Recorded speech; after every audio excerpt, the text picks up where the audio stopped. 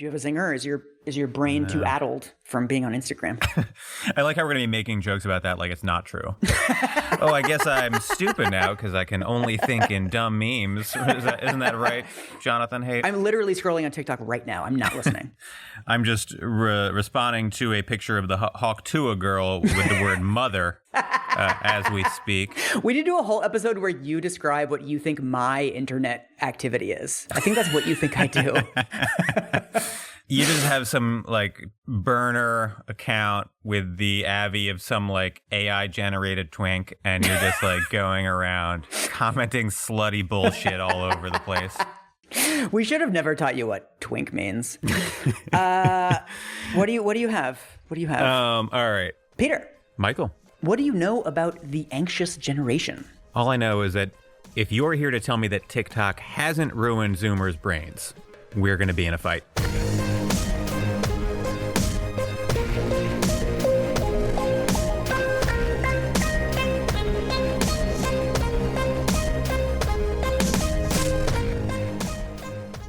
So the full title of this book is The Anxious Generation, How the Great Rewiring of Childhood is Causing an Epidemic of Mental Illness. Okay. This has been on the bestseller list for weeks. It was at one point the #1 New York Times bestselling book in the country. It's extremely popular. It started a huge amount of discourse about what are the teens doing on their phones. And I think that this is a good distillation of the argument that the phones are ruining the teens. Well, also, though, like, boomers also fucked due to their phones. Yes. With kids, it's resulting maybe in mental illness. With boomers, they're storming the Capitol. Mm-hmm. It's manifesting in different ways across generations. Exactly. And maybe there's a particular concern when the brains are a little bit softer. This is why I want to do, like, a tedious preamble to this episode, because I know this is one that people are clenched for. Mm-hmm. It's like, are we going to say that like all of the phones are ruining all of the teens, which seems really one-dimensional? Or are we going to say like the phones are fine and there's nothing to worry about, which also seems really one-dimensional? No, we're going to hit the perfect balance, folks. You've never heard a take so nuanced. So I'm going to start with a series of totally contradictory statements, all of which are true. Okay. I think it is important to acknowledge that like the internet and smartphones are a transformative technology that is changing society in all kinds of like genuinely very profound ways. Mm-hmm. And it would be really fucking weird to act like that has no downsides. Yeah. It's also true that every previous technological advancement has resulted in a moral panic about teenagers. Uh-huh. For our Disco Demolition episode, I looked into like the moral panic around jukeboxes. There was this idea that like kids were going to be dancing too much, and some of that will be interracial dancing, and the parents freaked out. There was a moral panic about cars. I read a lot of really interesting literature for this episode about the moral panic about radio plays. Then of course we got TV, then of course we got video games, and it just nonstop. Whenever something new comes out, it's like, oh, what's it going to do to teens? And adults lose their minds. It is also true that some of these technologies were bad. Yeah. No, the jukebox thing was true. I read a really interesting article about these constant tech and teens moral panics that said it's actually quite rare to sort of circle back to the previous technology and understand what effect it had. So, you know, we had this decade-long panic about kids watching too much TV, and TV was going to rot their brains. And then we sort of moved into, like, the video games are going to rot their brains. Right. But no one ever really, like, went back and was like, well, wait a minute, what was the effect of TV? Uh-huh. There's some argument that, like, maybe TV did have effects on childhood and adults that weren't great. Like, this shift from active entertainment to passive entertainment might have actually been bad. And a lot of the stuff on TV was garbage. Yeah. Like, I personally think that video games probably have had some negative effect on society. I don't think it's like ruined a generation, but like, I'm concerned about how much violence and how much misogyny there is in video games. I don't think that's like a moral panic thing to talk about. Of course you don't. Of course you don't. Another true thing to say about this is that John Haidt is a reactionary centrist and a bad thinker. We talked about his previous book, The Coddling of the American Mind. Mm-hmm. We found that like it wasn't just that we disagree with that book, although we do. It's that like the book was bad. It had shoddy research. It had anecdotes that were wildly mischaracterized. It was based on this idea that like the left has fallen for these 4 ideas that everybody believes, and then like nobody actually believes them. Yeah. And so I went into this book without a lot of trust. Yeah, when the whole book's about brains being bad, You want the person who's writing it to have a good have a good brain. That should be one of the most important qualifiers. And then the last contradictory thing is that it really feels true that social media is fucking up our kids' brains. Yeah. However, a lot of the actual evidence for this is anecdotal. One of the articles that I read is by a researcher who's been looking into this for decades, and she said this guy came up to her after a talk and was like, how dare you say that the field and the evidence is nuanced on this? My daughter turned 13. I gave her a smartphone, and, within a year, she had an eating disorder. She was depressed, and, it basically ruined her life. And, how dare you say that this isn't based on anything? Yeah, that's called being 14. This is the thing, is, at the same time that it's very plausible to me that this is ruining teens' brains. Yeah. That period of life between 11 and 15 is a time when teens pull away from their parents. This happens to every single teenager. And parents oftentimes want something to blame. Yep. For this episode, I talked to 6 teenagers across a wide range of ages. And every single one of them said that, my parents blame my phone for everything. It's you didn't clean your room because you're always on your phone. You didn't do your homework because you're always on your phone. Yeah. And they're like, well, sometimes that's true, but sometimes I'm just a teenager who doesn't want to clean his room. Right. People are coming to this with either our experience, which is oh my God, thank God I didn't have a phone in high school, which is absolutely what I believe. Yep. But also, I didn't have a phone in high school, so I don't really know what it would have been like to have a phone in high school. But also, if an adult watched me in 1999, they would have been like, thank God I didn't have Age of Empires 2 in high school, because obviously this will ruin a human being. Exactly, or TV or first-person shooters or whatever the thing was when we were in high school, right? That we spent way too much time doing when we should have been outside. A lot of this conversation is playing out based on anecdotes or things like, my daughter got her phone and now she's sad. Something that is you can't really prove that that's because of the phone. When you're talking about what's happening to teenagers, the inputs are so vast and complicated that even though it feels very intuitive that TikTok cannot be doing any good. Yeah. It's really hard to parse out exactly what it's doing. And so that doesn't mean phones are great for kids, but it doesn't mean that phones are bad for kids. I think if we're going to have a conversation about this as a society, we need to get the evidence in front of us and actually talk to experts and talk to teens and teachers and psychologists and really understand what we're looking at. My purpose with this was to try to genuinely understand not just this book, but for myself, what do I think about the effect of the phones on the kids? Right. So that is my purpose with this episode. Okay. And mine is to provide commentary. I'm glad that you know your role so well. And my role is to ignore you and continue speaking.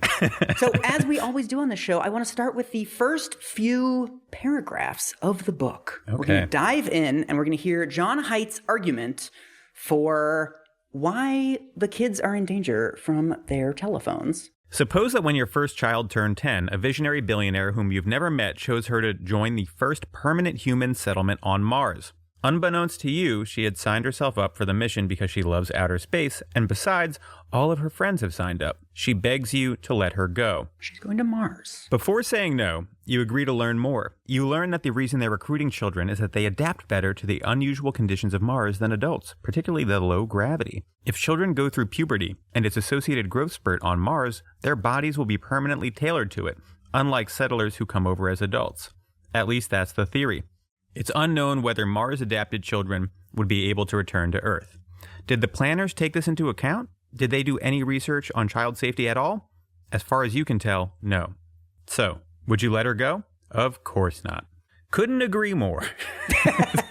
I would not let my 10-year-old child go to Mars, and I'll say it on a podcast. This is by far the best argument in the book. He's basically saying that we're doing this society-wide experiment where we're just giving teenagers this brand new technology, right? And we're just all kind of assuming, oh yeah, they'll probably be okay. But there was no FDA process to see wait a minute, is this harmful before we give it to every single teenager in the country at an extremely vulnerable time in their life? The FDA comparison is apt because what social media really needs is more aggressive regulation. Yes. If you just make a book called we should regulate social media, everyone will get mad at you. But I do feel that's probably the conclusion that I'm going to come away from some of this shit with. Haidt then talks about the sort of overall, he sort of lays out the history of social media a little bit, and he's kind of scoping the book. What he really wants to examine is there was a huge spike in mental disorders among teenagers between 2010 and 2015. Okay. He says in the introduction that he's really zeroing in on this period because that's the period where you can essentially prove that social media is causing a spike in teen depression, anxiety, and suicidality. That is the argument in the book. And so he says very clearly in this section that he's like, we're not talking about the internet in general, right? Because that was like roughly mid-2000s. We're not talking about video games. We're not talking about screen time and TV. These are all kind of totally separate concerns. We're also not talking about what you might call the contemporary era of social media then, right? Like the rise of the short video.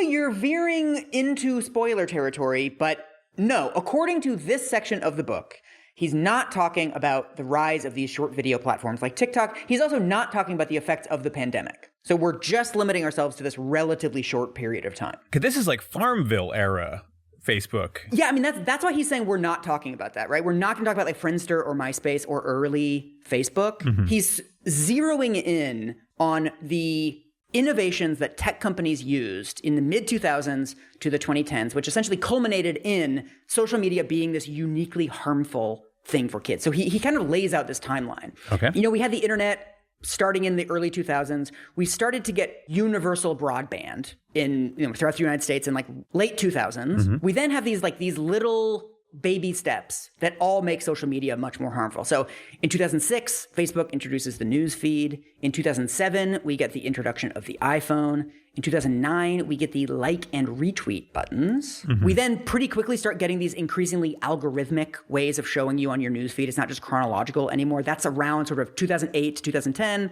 Yeah. He also mentions endless scrolling, right? You can just kind of mindlessly scroll on these apps forever. Mm-hmm. We get push notifications from these apps starting in 2009. Most smartphones start to have self-facing cameras in 2010, so you can start taking selfies. We then get Instagram in 2010. In 2012, Facebook acquires Instagram. And between 2011 and 2013, Instagram goes from 10 million users to 90 million users. Okay, where in this timeline is Damn Daniel? I just need to situate myself relative to Damn Daniel. The culmination of this trend is that kids are now spending roughly 7 hours a day on various screens. A third of teens say that they use social media, quote, almost constantly. I mean, there's various surveys of like how many kids have a smartphone. By the time they're 11, it's about 50-50. But then by the time they're 14, it's essentially every kid has one. Yeah. Of the kids that have smartphones, the vast majority also have various social media accounts. Sure. It has taken a while to sort of get here, but we really are at like almost universal penetration of smartphones for both adults and children. I'd probably use a phrase other than universal penetration, but I hear you. I know. As I said it, I was like, okay, fuck, this is Peter bait. So that's like the timeline of all the tech innovations that brought us to this place. What he's most concerned about is essentially kids who hit puberty right around this like 2008 to 2012 period when the tech companies were getting more sophisticated. That's why you see rising rates of depression and anxiety among Generation Z, but you don't see them in millennials and other age groups. Yeah, that's why I'm doing great. Yeah, that's why all of us are happy about our phones. We have a great relationship with our phones. I'm normal. So here is where he draws the distinction between adult use of social media and teen use of social media. Social media companies are making products that are useful for adults, helping them to find information, jobs, friends, love, and sex, making shopping and political organizing more efficient, and making life easier in 1,000 ways. Most of us would be happy to live in a world with no tobacco, but social media is far more valuable, helpful, and even beloved by many adults. So he does acknowledge that there are also drawbacks for adults, right? He says that everything we talk about with teenagers is also happening with adults. However, adults do derive real benefits from social media. Here is the section where he talks about the difference for kids. The same is not true for minors. While the reward-seeking parts of the brain mature earlier, the frontal cortex, essential for self-control, delay of gratification, and resistance to temptation, is not up to full capacity until the mid-20s, and preteens are at a particularly vulnerable point in development. As they begin puberty, they are often socially insecure, easily swayed by peer pressure, and easily lured by any activity that seems to offer social validation. We don't let preteens buy tobacco or alcohol or enter casinos. The costs of using social media in particular are high for adolescents compared with adults, while the benefits are minimal.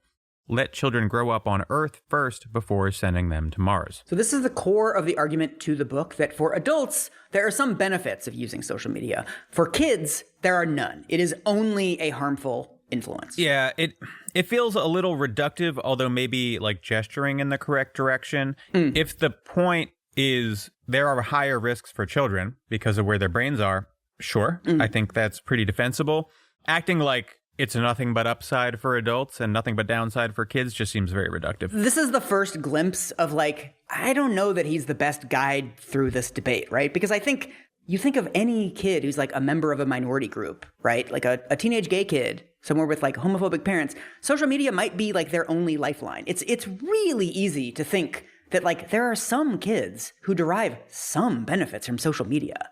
It's just sort of weird to say, to compare it to like tobacco or gambling. Some of it's just like interacting with your friends. Yeah. I want to be clear. When I was 14 years old, a thing you would do is be on the phone with your middle or high school girlfriend or boyfriend or whatever, and just sit there silently because you were both in your rooms with nothing to do.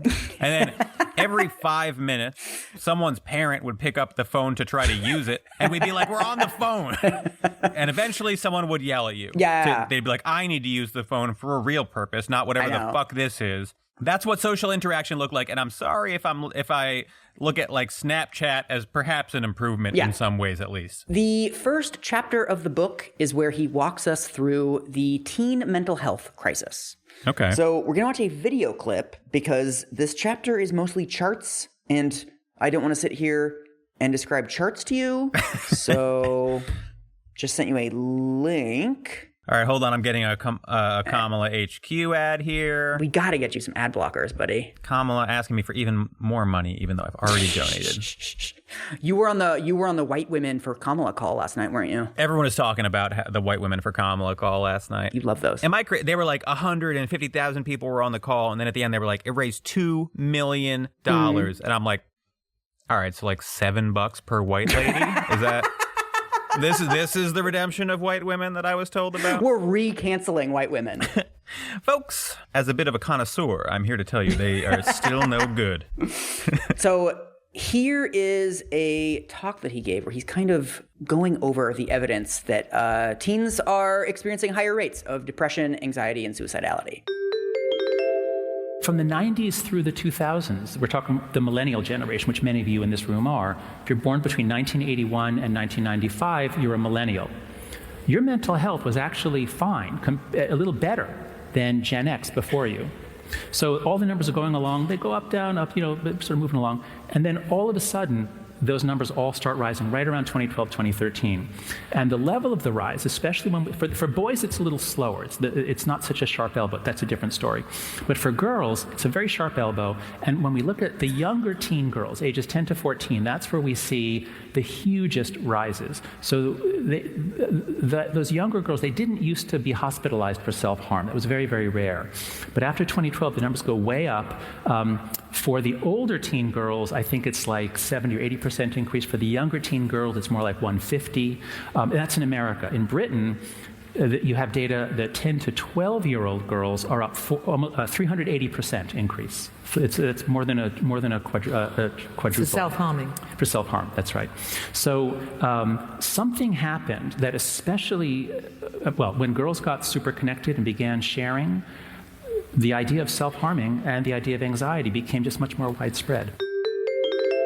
Not a funny or dunkable clip, but he's laying out the statistics. This is actually kind of compelling because hospitalizations for self-harm are a useful metric in the same way that like murder is a useful metric for crime because it's always reported, as opposed to something that's like self-reported and might be the result of people just having greater awareness of mental illness or anxiety or whatever. Peter, this transitions, I feel like you're doing this on purpose. This transitions extremely well into the thing that I want to say. I mean, we're not going to go through the entire chapter of his book, but I do want to complicate the picture that he's painting of youth mental health. Okay. So he points out that rates of various markers of teen mental health are flat, and then all of a sudden they explode in 2010. And this is essentially the heart of the book, is that there's a strong correlation between adoption of smartphones in roughly 2010 and this huge spike in suicidality, self-harm, all of these markers also in 2010. That's the core of the book, is just these like two lines going up at the same time.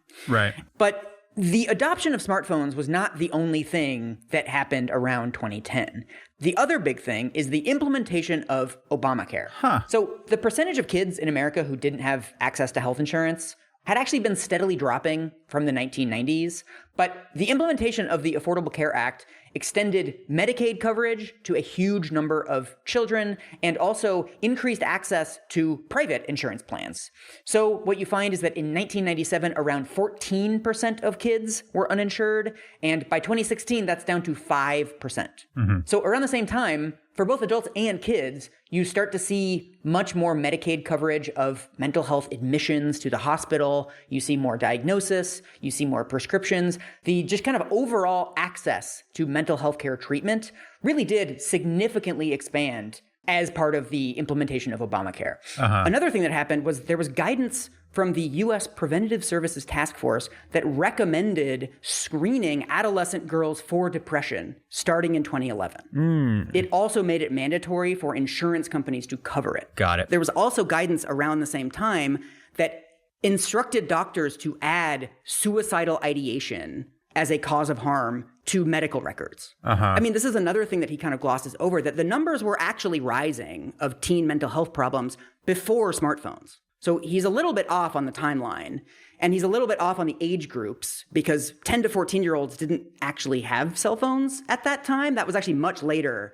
So they don't actually match up perfectly, and people in the medical system were already very concerned about these steady rises in suicidality and self-harm, especially for adolescent girls. And so there's a really interesting study of medical records in New Jersey that notes throughout the entire state what looks like a huge increase in suicide attempts and hospitalizations for self-harm. There's no actual difference in the numbers. It's just they're writing down suicidal ideation as like a sub-cause of the injury. There's other things too. In 2008, there's something called the Mental Health Parity and Addiction Equality Act, which improves access to mental health care for teens. There's also the update of the DSM in 2013, which loosens a lot of diagnostic criteria. This was just a period totally independent of smartphones where teens were just getting more access to the healthcare system in general, and there was a lot more focus on getting teens the mental health help that they needed. So I don't want to say that like this whole thing is fake. Like the fact that kids are feeling worse does appear to be real. And there's lots of statistics on this that do not depend on things like hospitalizations or, diagnoses of depression.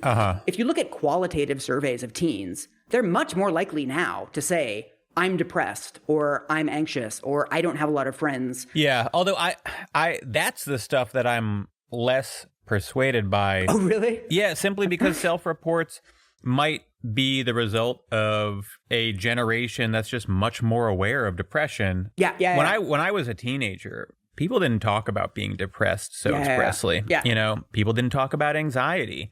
The idea that like this stuff is now in the mainstream vernacular, and so you see teenagers self-diagnosing, that's sort of what seems noisier to me than something like hospitalizations, even if hospitalizations aren't a totally clean metric. Yeah. Well, the thing is, there's also surveys that don't ask teens, like, are you depressed? But they'll say, like, how many times a week do you feel lonely?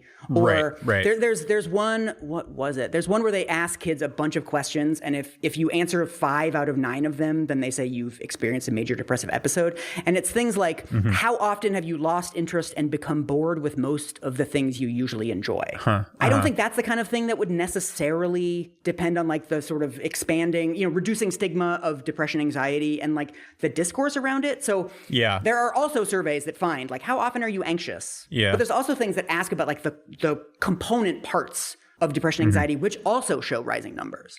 One of the really interesting things that they mentioned numerous times in this analysis of the suicidality data from New Jersey, all of these hospital records, is they say, look, this doesn't mean that the kids aren't depressed. What it actually means is that they were underdiagnosed for things like suicidal ideation before.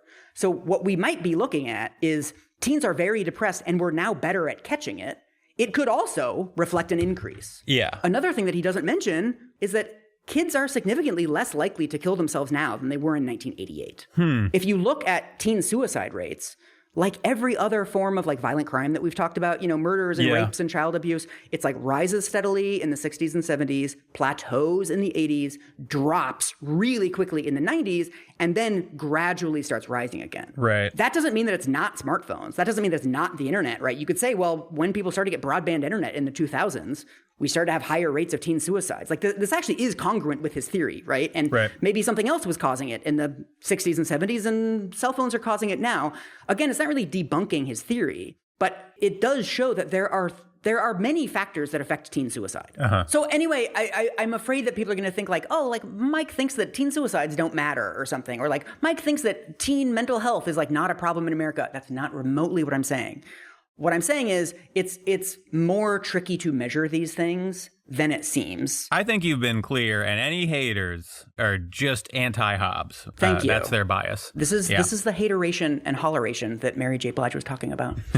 So that's just like a factual overview. Michael, the references you drop in any given episode are so preposterous.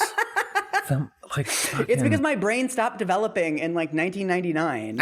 And so I just look at my phone now and I watch R&B Vine videos. This is the most contemporary reference I have. It's all Harambe jokes. That's when my brain stopped. He then turns to the causes of why teens are sad. Okay. He says that a lot of the other proposed explanations for the teen mental health crisis don't really make sense. And I kind of agree with this. I feel like there's the sort of counter narrative to like the phones are making kids sad. People will often say like climate change is making kids sad, or like school shootings are making kids sad. And honestly, that's always felt kind of like as one-dimensional to me as the smartphones explanation. So the first thing he talks about is the financial crisis, that like, well, maybe kids started getting sad in 2010 because like their dads were unemployed, right? Or their moms. But that doesn't really make sense timeline-wise, because you have this massive increase in unemployment and then it steadily goes downward. Like the country has been getting better on like economic indicators ever since. And yet teens start getting sad in 2010 and they keep getting sadder. So if this was meaningfully related to economic conditions, the teens would be doing better now than they were in 2010, and they're not. There's been other economic crashes, right? In 2001, we had this huge economic crash, and like we didn't see teen suicide spike. The relationship between economic conditions and like teen mental health is just not an easy one-to-one thing. He also mentions climate change. This is another thing that you hear, that kids are bummed out because the world is heating up around them, which it absolutely is. But there isn't actually any evidence for this explanation. There's a lot of evidence that kids who experience hurricanes or wildfires have higher rates of PTSD and anxiety, depression, suicide. All that stuff is true.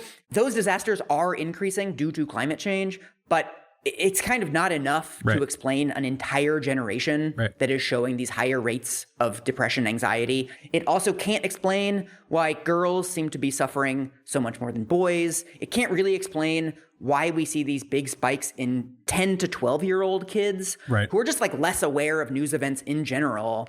And it's always seemed a little one-dimensional to me, just because like we've had climate change as like a really major political issue for like 20 to 30 years now, and we haven't seen any spike in mental illness among teens until recently, until 2010. I wonder whether, maybe not climate change specifically, but one of my sort of like general layperson guessing at what might be driving this sort of things is that like social media bombards you with things to be concerned about. Yeah. If you're 11 or 12, you might not process that on a analytical level very well, but you do get this like impression that things are bad, right? Things are bad. The future is bad. This is also one of the weird things, is that people oftentimes bring this up as a counterpoint or like a debunking of the social media is making kids sad narrative. But then it's like, okay, well, why are 12-year-olds sad about climate change? Oh, they're watching videos on TikTok about climate change all the time,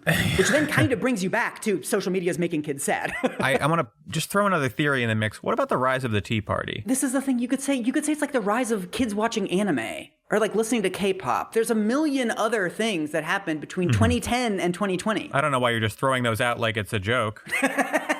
Both of those reek of mental illness to me. The other thing that is a little bit tricky for this is the international comparisons. He said, people oftentimes point to school shootings and kind of America's insane culture of guns, but you also see increases in teen mental health problems in Canada and in some countries in Europe, some not. But it's like this is relatively broadly an international phenomenon. If it was anything specific to America, you wouldn't be seeing these massive increases, especially in the English-speaking world. The fact that you see bigger increases in English-speaking countries than in like parts of Western Europe where fewer people speak English is actually an argument for social media, that like people in Australia are consuming a lot of American news. Right. And so maybe they are getting sad about American stuff, even though it doesn't necessarily affect them. What a shitty country we have that we're making Australians sad, you know? But then, so after he goes over all of these things that don't explain teen mental health, right? The financial crisis, climate change, et cetera, he then basically says, well, it has to be social media because nothing else explains it. As like a methodology, I don't think that like you've discarded two other explanations, therefore your explanation is true, is like a very robust way to do it. Like you could easily say like, well, it's not the financial crisis, it's not climate change, so it must be vaccines. Right. Like you have to actually offer evidence for your view. You can't just debunk other views. One of the problems that I'm starting to see with his argument is that he's sort of reliant on your prior intuition that this is true. When, he hasn't quite done the work. But again, I still sort of agree because I do think this makes intuitive sense. But then what's so weird about this book is, you know, the first chapter is this very detailed overview of the teen mental health crisis and a little bit about the causes, like things that don't really explain it. I was expecting then, like, okay, we've established that teens are sad. What is the evidence that the cell phones are making kids sad? Right. He doesn't really do that. He then moves on to this kind of sub-argument in the book that kids are too protected in general, right? This is the thing that he mentioned, the coddling of the American mind. Wait, he's fucking sneaking in the coddling of the American mind argument? This is 3 chapters, but I'm going to kind of merge them. It's part 2 of the book is the decline of the play-based childhood. God damn it. And he says we've moved from a play-based to a phone-based childhood. I was just going to complain about like generalists and the dangers of stepping out of your lane as an expert.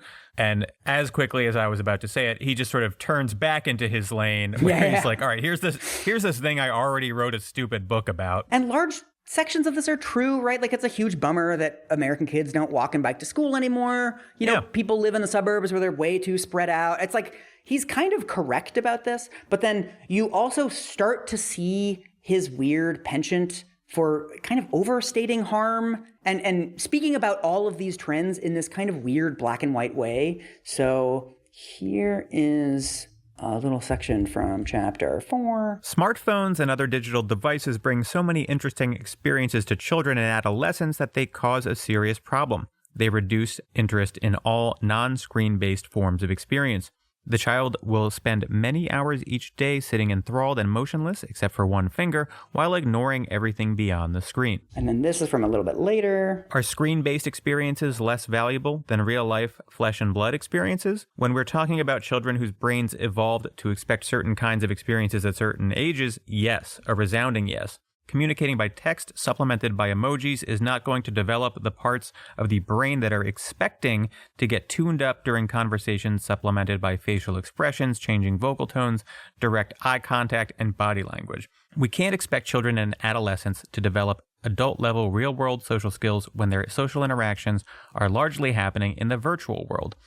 This doesn't sound totally wrong to me. Although it's sort of like this does feel a little more old man yelling at cloud than some of the prior arguments where it's like, yes, the mode of communication is changing. If you imagine that it is replacing in full face-to-face interaction, then there are real downsides, but it's also just sort of its own thing, right? And them being good at it has benefits for them and will continue to have benefits for them in the future when, for example, they're talking to their colleagues on Slack or whatever the fuck. And also, whether it's replacing in-person interactions is an empirical question. Yes. In here, he says their social interactions are largely happening in the virtual world. That is straightforwardly not true. There's these time use surveys where they survey thousands of people and they're like, what did you do today? And like, teens 15 to 18 spend more time with their friends than any other age group. They are in school all day. Kind of by definition, they're spending 8 hours a day with their friends. That's in-person time. And again, when I got out of school, I would sometimes hang out with friends for a couple hours, and then I was just alone in my room for the remainder of the night. That is what childhood used to be like. There's also this thing, I think people say this about kids all the time, that like kids don't know how to socialize anymore, right? Kids are on their phones, they're not hanging out with their friends. Again, this is an empirical question. And I found various attempts to actually measure this. There's a really interesting study where they looked at like teacher assessments of kids' social skills, like how well are kids socializing over time. And they found no change. Like there just isn't evidence that like kids are worse at making small talk, making friends. Mm-hmm. Maybe it's true, but we don't have any evidence of it. Right. And for this, I put out a call to just like people on Blue Sky, like, hey, do you have kids between 12 and 19? Can I talk to them about their social media use? I also talked to a lot of parents. This is not, I mean, obviously it's not a remotely representative sample, but like every single teenager that I talked to for this was like, yeah, if you're with your friend and he's on his phone the whole time, it's fucking rude. And I'll be like, hey, get off your phone. Like, just like adults do. If you want to tell me that cruising TikTok can fuck up your ability to think critically about, like, politics, and cruising Instagram can skew your perceptions of reality, that's very intuitive to me. Mm. But the idea that, like, this is messing up kids' communication skills, it looks more to me like communication is evolving. Yeah. I mean, when I was talking to my friends on AIM, sometimes my parents would be like, why aren't you talking to them in the real world? And it's like, well, like, this is what people do now. I don't know what to tell you. Also, if you're 14 years old, you don't have a car. You don't have any independent way to go see your friends. Again, you are stuck in the fucking house. Yeah. Like, I have an intuition that some of this stuff is an improvement, right? Because you get to socialize a little bit more than you were previously able to. He also, in this section, talks about how the risk has been taken out of real life play, and all of the risk has been moved online. So we're going to watch a clip from one of my favorite podcasts. Here's this. This is from Maintenance Phase, I swear to God. So tell me but what was your policy with your kids, with your younger, with all three, on when you let them out? Like they could go out the door, get on a bicycle, walk 7 blocks to a friend's house without any adult with them. Do you remember what age or grade? No, I don't. I mean, it's fine if you live in a good neighborhood. Mm-hmm. The problem is if childhood predators are real. Not really, not anymore. What I mean is, what do you mean? Well, when you and I were growing up, there were childhood predators out there in the physical world approaching children. And I think you said you told a story about one who approached you when you were doing magic tricks. So there were child predators out there. That's true. They're all on Instagram now. Ooh. Instagram, and especially Instagram, makes it super easy for them to get in touch with children. Yeah. So so this is my point. I can summarize the whole book with a single sentence. We have overprotected our kids in the real world and underprotected them online. I would agree to that. So that, yes, child predators are terrible, but guess what? We actually locked up most of them. When you and I were growing up, they weren't all locked up. They were just eccentrics who were exposing themselves. Remember flashers? What? That doesn't happen anymore, because if you do that now, you're going to jail for a long, long time. What's going on here? So we actually locked up most of the predators, and they know, don't approach kids on a playground, approach them on social media. I don't know if we are doing that. Okay, I'm sorry, just hearing two morons who are like wrong about these things but in opposite directions is insane to listen to. It's he has a whole chapter about this. He basically says like, yeah, we made this mistake in the 80s and 90s by saying there were child predators and kids were going to get kidnapped, and like that resulted in all this like extra safetyism around kids. But now the strangers are online and the danger is real. Yeah. It's like, wait, so you're debunking the stranger danger panic and then just repeating the stranger danger panic, but saying it's on the internet. Joe, you're invested in the wrong moral panic. I know. That's what it is. I was like pulling my fucking hair out this entire chapter. Also, minor point, but were flashers viewed as just like eccentrics? I don't know what the fuck he's talking about with flashers. I mean, this is clearly somebody who has not thought about the basic data behind a core argument of his book. Right. It's not that we used to have a bunch of predators prowling the streets and now we don't have them anymore because we locked them all up. It's that there were never predators roaming the streets in the first place. But also, the idea that we locked up all the predators conflicts with his other thesis that they all went online. I just don't get what he's saying. Exactly. And also, this was where, I mean, I really was doing my best with this book, but this was where I lost any confidence. Like a person who talks about the threats to children as like strangers that they do not know rather than their parents, their soccer coach, their fucking priest. Yep. Anyone who speaks like this is just not a serious person. Yep. The minute you look at actual data on child online exploitation, it is almost exclusively someone they fucking know. It is like your boyfriend posting revenge porn. It is your fucking soccer coach DMing you. There's a really interesting survey of 2,500 law enforcement agencies. So they get all of the records of all of the child exploitation cases.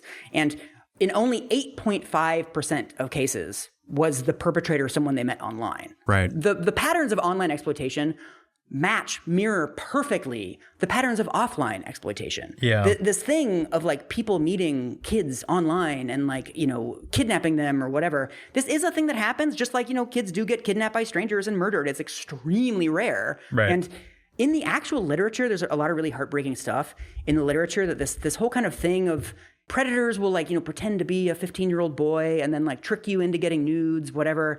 This generally doesn't happen. Most of the kids who actually do get victimized by these kind of online predators, in the rare cases where it does happen, it's mostly kids in like foster care or kids in traumatized situations, kids who've experienced abuse, whose parents are around. It's basically kids who get no positive attention at all. And all of a sudden there's somebody online who's like, wow, you look really pretty. Right. Someone who's like notably and uniquely vulnerable to that sort of situation. Exactly. It's the same vulnerabilities that we see in offline exploitation, right? And it's kids who, oftentimes the kids know that this guy's 40 years old. They know that they're meeting for sex, but they think it's a relationship because the guy's fucking lying to them being like, oh, I really love you, blah, blah, blah. That's the deception that's going on. And so when you find this kind of exploitation in the real world, it is almost always along the fault lines of existing vulnerabilities. And the way to solve it is to address those vulnerabilities. Right. God, sorry, my brain got very scrambled by listening to those two. I know. I don't think I've ever like sat down and listened to or watched a full episode of Joe Rogan, but I've seen clips or whatever. And the idea that like young people are listening to shit like this being like, this is intellectual. I know.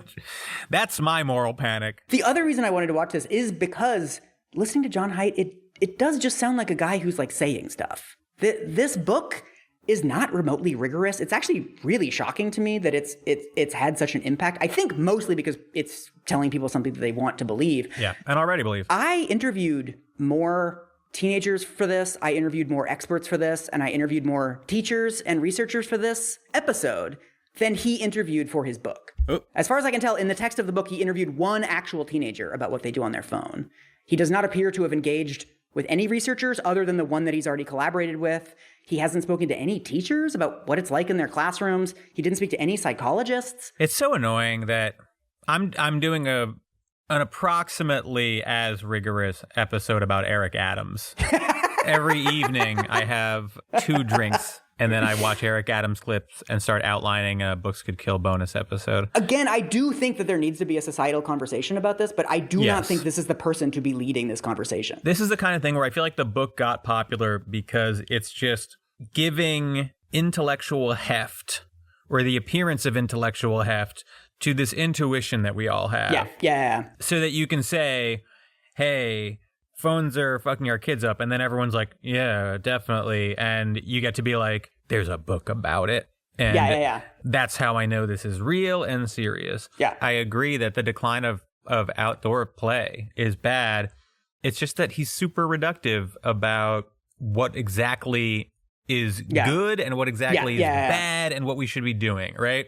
It's just lazy, honestly. It's just like, I don't mean to be fucking snooty, but it's just someone who's not intellectually curious. It's someone who's just like pushing a really simple narrative and isn't that interested in identifying a supporting set of evidence. But do you want to get snooty and talk about the evidence? Yeah. Let's snoot it up. Yeah. So, as I said, Haidt doesn't really have a dedicated chapter or anything of just the evidence on how kids are harmed by the smartphones. He sort of just takes it for granted in the book that this is obvious and this is happening. So the book is more about like how smartphones harm kids and why smartphones harm kids. He's much clearer on his Substack. He has an entire Substack and a Google Doc of all existing literature on this subject. And he's very straightforward about the fact that he believes smartphones are the cause of the mental health crisis among teenagers. He's not like, there's an association that we should look into.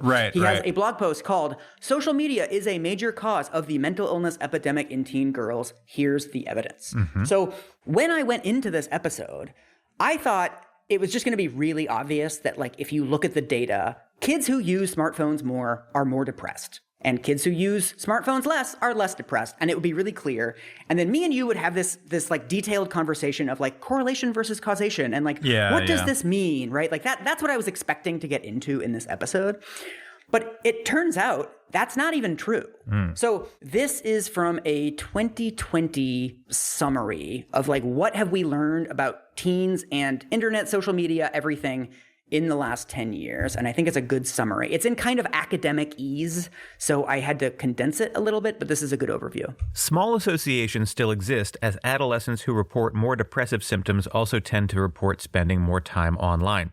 However, a review of meta-analyses, recent large-scale pre-registered studies, and daily assessments of digital technology usage showed that associations between time online and internalizing symptoms are often A, mixed between positive, negative, and null findings, B, when present, likely too small to translate into meaningful effects, and C, typically not distinguishable in terms of likely cause and effect. Essentially, the research is all over the place. At just the most basic level, are kids who are on their phones less happy than kids who are not on their phones? We can't even really say anything definitive, and to the extent that we do find associations, they're extremely small. And another thing that you find in the literature is this turns out to be like remarkably difficult to study. Okay. So the first problem is, how much are kids on their phones? The vast majority of the data on this is from these huge surveys that they give to like tens of thousands of kids every year. Do you remember these? You'd like go to homeroom and then you'd have a questionnaire with like 300 questions on it. And it would be like, how much do you do drugs? How much do you drink? How much money do your parents earn? It would just ask you like a million things. I have absolutely no recollection of this. Do you not? I used to lie on them because I thought it was funny. I would just fill out like, yes, Coke. Yes, I impregnated somebody last week. Now I'm upset. Have I completely lost like a memory of something that happened to me many times, or did they just not? They didn't even bother with my school. The way that this works is you give these surveys to tens of thousands of kids a year, and then you make the data available, and people can comb through it for all kinds of stuff. Right? It's hundreds of questions, many of them, and so you can correlate like kids with divorced parents are more likely to be left-handed, or like whatever the fuck. Right? That's why they get divorced. Yeah. And so in these data dumps, they ask kids about their social media usage, and they have all kinds of questions about their mental health. But the problem is that people of all ages are terrible at estimating how much time they spend online. Yeah. So if I asked you yesterday, how many hours did you spend using, like looking at a screen not related to work? 24.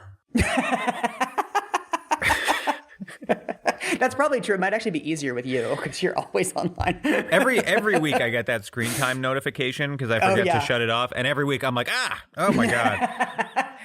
That's why I don't have mine on, because I genuinely don't want to know. You know, I don't either, but I immediately forget about it as soon as it goes away because of the brain poisoning that the screen does. So there are studies where they like put things on people's phones, and then, you know, later on they ask them, how often are you on your phone? And then they compare like actual data versus what people say. And they're off by like 30, 40, 50%. We just don't really know how much kids are on their phones and like what they're doing. There's also one of the other problems is they now, because these studies are updated every year with like new, you know, they weren't asking kids about smartphones in like 2002, obviously, because they didn't exist yet. So they're always updating these things with new technology.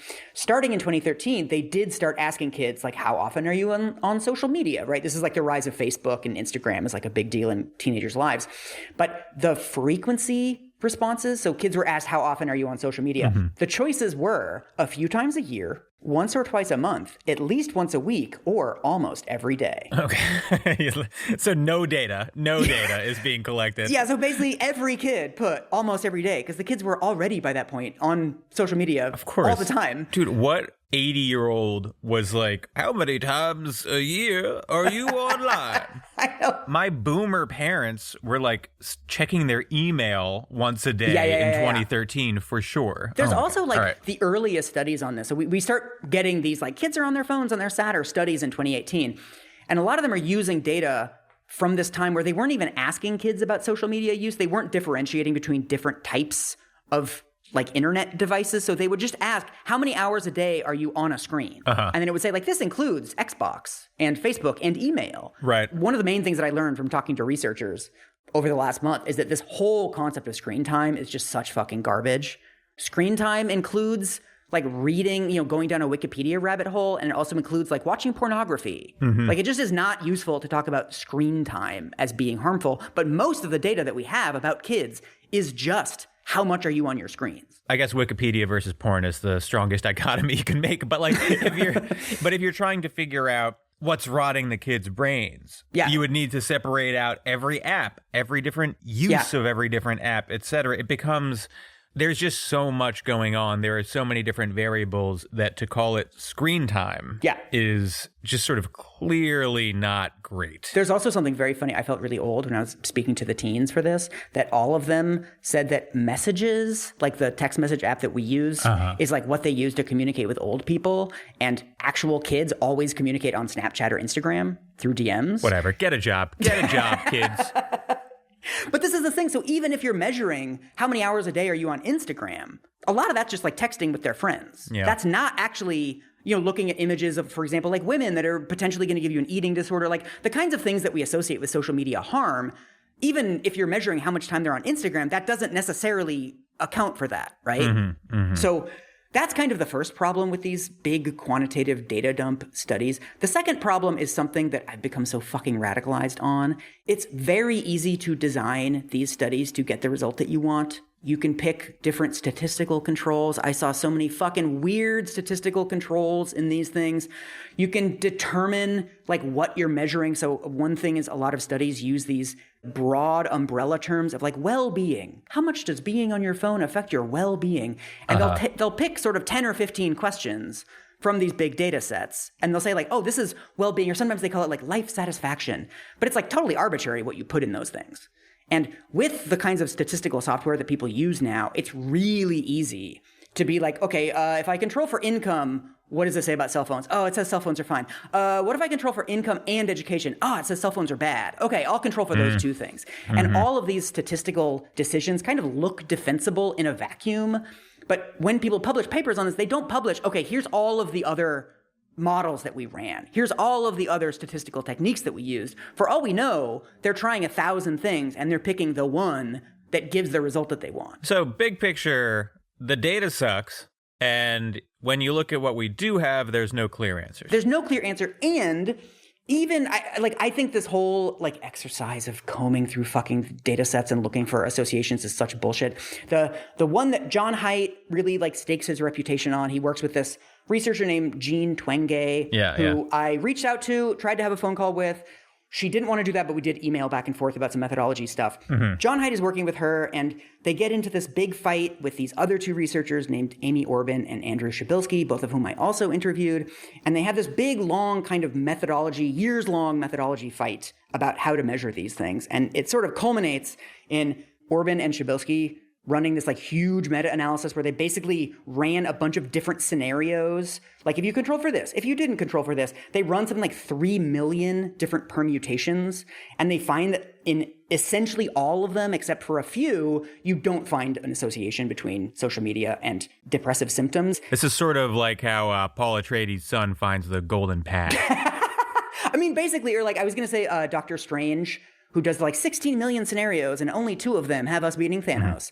It's basically they're like in a tiny minority of scenarios, like statistical analyses, do you find any association? And when you do find an association, it's a really small effect.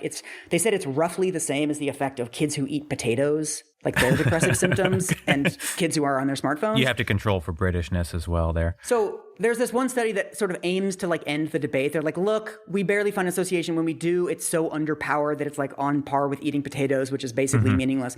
And then John Haidt and Jean Twenge then published this paper. They're like, no, we reran it with different controls, and we actually found a much larger effect. In this, what they seem to think is the sort of culminating work on this. Like, okay, we finally ended the debate. They have this table with all of these different effects. And it's like, how much do various things affect teen depression, right? And they have social media is like way higher. It's like a 0.2 correlation, which in any other study is like considered very weak. What if you combine that with the effect of eating potatoes? Then where are we? This is the thing. So they're trying to be transparent about like how big the effect of social media is. But even in this like allegedly argument-ending study, the effect of social media is still smaller than kids who eat breakfast every day. Okay. And when you sort of circle back to the statistics that Haidt was referencing in terms of like hospitalizations for self-harm, right? That's where, like in the UK, he was talking about a 400% increase nearly. Yeah. I guess the point being, if that flows directly from social media use, then surely you can produce more than the tiniest sliver of a percentage change here. Yes, exactly. And something that is not on par with something like eating breakfast, where we know that that's reflecting other things, right? It's probably people whose parents tend to be at home and have time. Yeah, a little more family stability, et cetera. Yeah, right? it's like it's a reflection of other things. And then if we're then putting it on par with like kids who eat breakfast, it also compares it to kids who eat fruit. It's like barely more important than kids who eat fruit every day. It's like, okay, well, if those, we can all acknowledge that like eating breakfast, that's not what's causing the depression, right? It's obviously a cluster of other things. Well, then maybe social media is a cluster of other things too. I'm just like, I'm so sick of these studies where they're just like, oh, we found this correlation between this thing and that thing. I just don't think that you actually understand complex social phenomena this way, like through these averages. So I really was planning on going much deeper into the quantitative debate and like the methodology fight. But in the end, you realize that the debate is between the academic consensus, which is that there's essentially no connection at all, and on the other side, John Haidt and Jean Twenge, who say that there's an extremely small effect which does not prove cause and is highly contingent on like a very specific set of parameters. Yeah. So there really isn't that much of a debate. Like there's not that much to go into. Everybody agrees that we're not really looking at something strong and obvious here. Right. There's also like, if the argument is that social media causes kids to feel depressed, we should be able to capture that in other ways. Yeah. So one of the things people start doing in the 2010s is they start doing longitudinal studies, which is like you track the same people over time. Right. If cell phones are causing kids to be depressed, then we would find like kids who get cell phones at age 11 are going to be depressed earlier than kids who get cell phones at 13. And these don't really find anything. Most of the longitudinal studies don't actually find, like, kids are fine, and then they start using their phones, and then they're depressed. The majority of them actually find the opposite effect, that if you follow kids who are depressed, you find them over time using smartphones more. That doesn't mean that it's, like, irrelevant, right? I mean, if smartphones are something that makes depressed kids more depressed, that's something that, like, we need to take seriously. Like that's not a null result, right?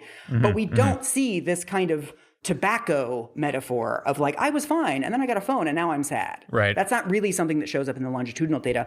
We also have diary data where people write down like every day, how is your mood? And then oftentimes they'll either have like a tracker on their phone for like how much are they using social media, or they'll also write down like how much was I on social media today. And you don't find associations between on days when I was on social media, I was more depressed. In the book, John Haidt kind of attempts to show that social media is causing mental health. So one of the studies that he mentions numerous times is an experiment at the University of Pennsylvania where they got 143 undergraduates, and for half of them, they told them to only check Facebook, Snapchat, and Instagram 10 minutes a day. They limited them to like very little social media use, and after a month, the undergraduates were happier. They were less depressed and less lonely. Okay. And so he's like, all right, if you stop using social media, you're happier. Yeah. But I mean, this is obviously like a very small study, and, you know, undergraduates are not a remotely representative sample, but the much bigger problem is that 80% of the participants in the study dropped out before a month. The researchers say, like, yeah, we probably shouldn't have given them extra credit at the beginning of the study. We probably should have waited until the end of the study. Incredible. These are the people who believe that they know what's best for children. And also, I think people who dropped out of the study, like people who can't hack it, are probably the people who are like less happy. Right. Like the only people who are going to stick with it are like, yeah, this is working really well to not be on social media, so I'm going to stay with this study. So it's like, well, yeah, for some people, they're going to be happier. But if 80% of people drop out, you're basically removing all of the people for whom this did nothing. Yeah. Another argument that he makes is that it's not that it's making individuals sad directly, but it's destroyed the social environment. So a school where like everybody has a smartphone is an environment where it's harder to make friends, it's easier to be lonely, etc. I actually find this relatively interesting as a hypothesis. However, there's also no real evidence for it either. Right. But this is one of the theories that he gives for causality. And this is one of the studies that he uses as evidence for this. So let me send you this. There is one small but important class of experiments that does measure group level effects by asking, how does a whole community change when social media suddenly becomes much more available in that community? For example, one study took advantage of the fact that Facebook was originally offered only to students at a small number of colleges. As the company expanded to new colleges, did mental health change in the following year or two at those institutions compared with colleges where students did not yet have access to Facebook? Yes, it got worse with bigger effects on women. The authors found that the rollout of Facebook at a college increased symptoms of poor mental health, especially depression, and led to increased utilization of mental health care services. So this is like a natural experiment. Remember how Facebook rolled out to different colleges? I do remember, and I was going to say, I was in college when this shit was happening, so like I have a vague recollection of the Facebook rollout. Are you sad? Is that why you're sad? I do feel like it made me sad. Yeah. I don't know, because it's hard to explain how minor of a cultural phenomenon it was at the time. Like it was popular, but it wasn't something that was like a big part of anyone's life. So this is another study that is like a little bit implausible. It basically shows that as Facebook rolled out to different colleges, those colleges experienced almost a 1 standard deviation increase in mental health problems. Okay. So like a huge effect. They say it's 22% as serious, like as big of a deal as losing your job, just getting Facebook at your college. When Facebook rolled out, it was literally just like you have a profile and people can look at it. Yes, thank you. So there's a very good critique of this study written by an economist named David Stein, who's like, this does not hold up for like 2 fucking seconds. So remember at the beginning of the book, Haidt says, we're talking about Instagram, we're talking about like social media, likes, retweets, doom scrolling, algorithmic feeds.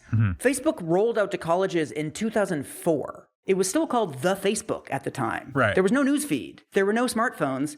And when you got it, it was like, it wasn't even the second most popular social media. This was the time of Friendster and MySpace. Yeah. If this structure is so harmful to mental health that you experience almost a 1 standard deviation increase in mental health problems at all these campuses, why didn't Friendster and MySpace have any effect? Doesn't this fuck with his timeline of like this all really got kicked off in 2010? This is another thing that he does throughout the book where he does this very kind of responsible sounding scoping exercise in the introduction. He's like, we're not talking about things before 2010 or the internet. We're not talking about porn. We're not talking about video games. But then throughout the book, he cites studies that were done way before 2010. He talks about video games. He talks about pornography. He talks about broadband internet. He has an entire chapter about boys, even though the mental health effects on boys are much more modest, and his own correlations don't show any link between social media and mental health for boys.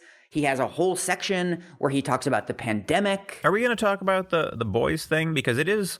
it's wild to think that we're looking at like massive, devastating impacts on young girls, and boys are just like scrolling Snapchat, like just doing great. Yeah, he doesn't. I mean, he does have a chapter about girls, and he has a chapter about boys, and he attempts to sort of explain why it's so bad for girls. I mean, one of the arguments that he uses is like they're more prone to predators, which we already established isn't true. Yeah. He also says that a big part of it is cyberbullying for girls, which the minute you dig into the literature is also, it's not as much of an urban legend as the sexual predator stuff, but it is much more overblown than it really is among kids. So bullying has been going down, both online and offline. Bullying has been going down steadily for the last 20 years. And so if the internet was a big driver of bullying, we would see huge increases as all these kids moved online. One of the most interesting conversations I had for this was with a researcher named Emily Weinstein, who wrote a very good book called Behind Their Screens,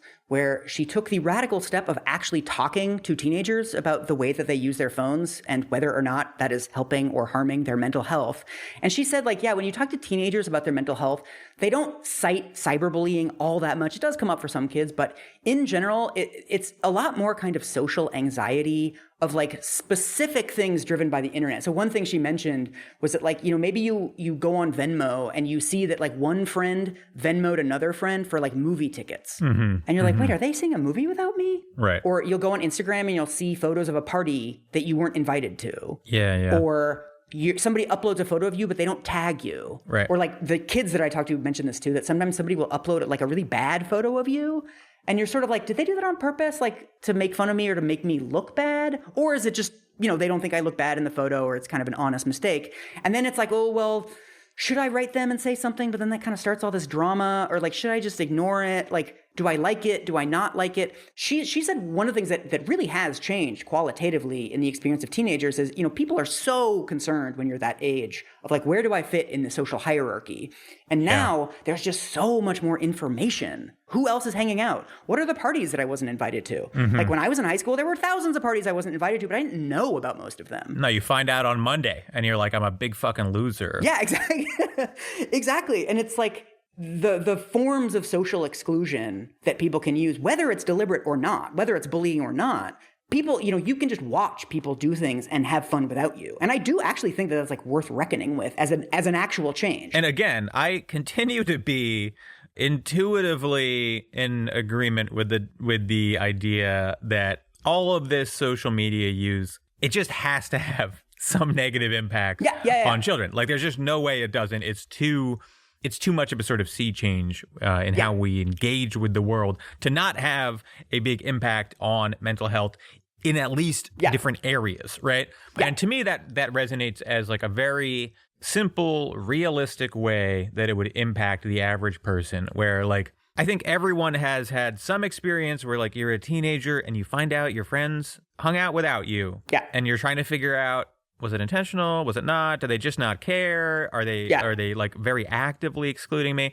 And if they were just like posting pictures of it, maybe that intensifies those feelings. Right. And I got to say, like this issue really opened up for me. And I feel like I came to a more productive way to think about it after I started reading the qualitative studies.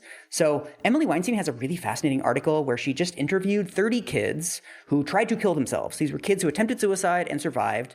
She speaks to them after this and talks to them about their relationship with social media.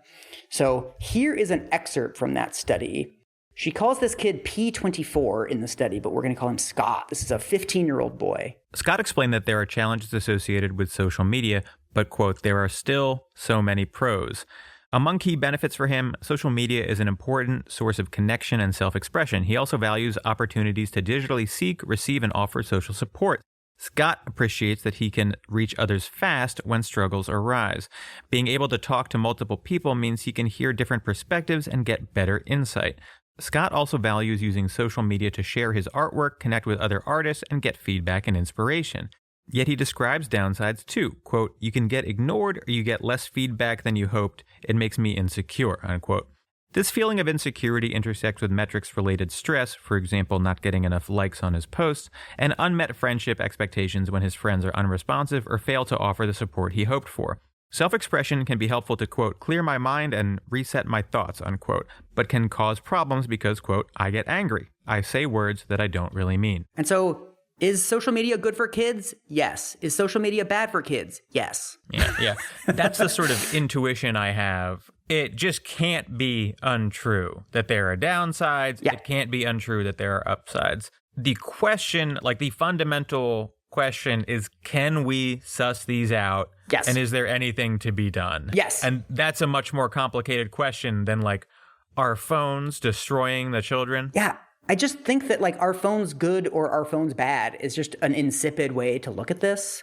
The kind of conclusion that I came to from reading like studies of various methodologies is just like, there are some kids for whom being on their phone is deadly fucking poison. It's so bad for them, right? There are also some kids that it's good for, that really benefit from the fact that they can like keep in touch with old friends. I talked to one girl who just moved and her new school is like on Zoom, or it's like only one day in class. And social media is the only way that she keeps in touch with her old friends, like 3 states away. And that's like a really important lifeline for her. I once had a best friend who moved 20 minutes away and we just straight up never talked again. Exactly. Like it just kind of depends on the kids. And it's interesting when there are some surveys of kids where kids actually say this. So in the infamous leaked internal Facebook polls where they talk to their users about how much is Facebook and Instagram harming you, about 20% of kids said, I feel worse when I use Instagram. Mm-hmm. And that appears to be the high watermark. I mean, some kids feel worse when they use Instagram, and so they just don't use Instagram. And it doesn't really have a systematic effect on their mental health. Some kids do. Some kids can't stop themselves. There's also a Pew poll where they ask kids how has social media affected your mental health. About 9% of kids say that it's been really bad for their mental health.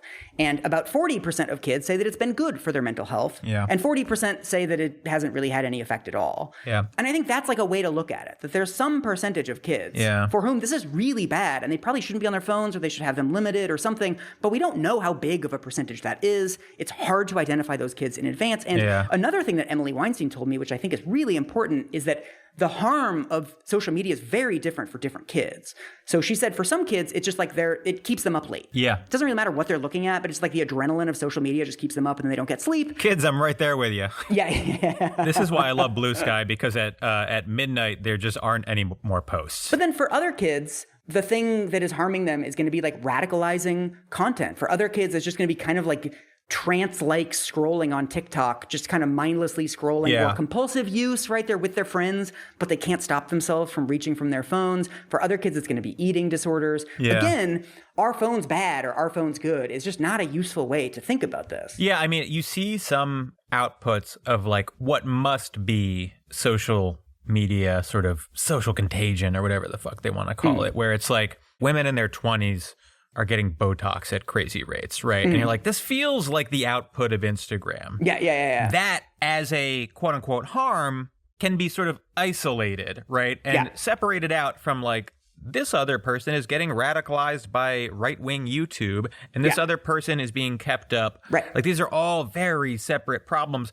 Problems, yes. Yeah. But, are they a single problem? I think the answer to that is no. It's so much easier to talk about this and think about this with older technologies. So in his chapter about boys, Haidt has a whole section on video games. And he's I was originally going to say that video games are just bad for boys. But when you look at the literature, it turns out for some people, it actually improves their hand-eye coordination. Yeah. For some, it's a social lifeline. Dudes rock, baby. It's true that if you think about it, most people play video games and it just doesn't have that much of a role in their life. For some people, video games can be a real social thing, or they get into esports or whatever. It can be really wholesome. Yeah, and for some kids, it's really fucking bad for them. He says around 7% of kids who play video games have a really toxic relationship with them, and they get addicted and it's compulsive and they do it too much. And it's sort of well, yeah, that's probably the same with TV, right? If you look at previous technologies of, the automobile has also had great benefits for human society and huge drawbacks.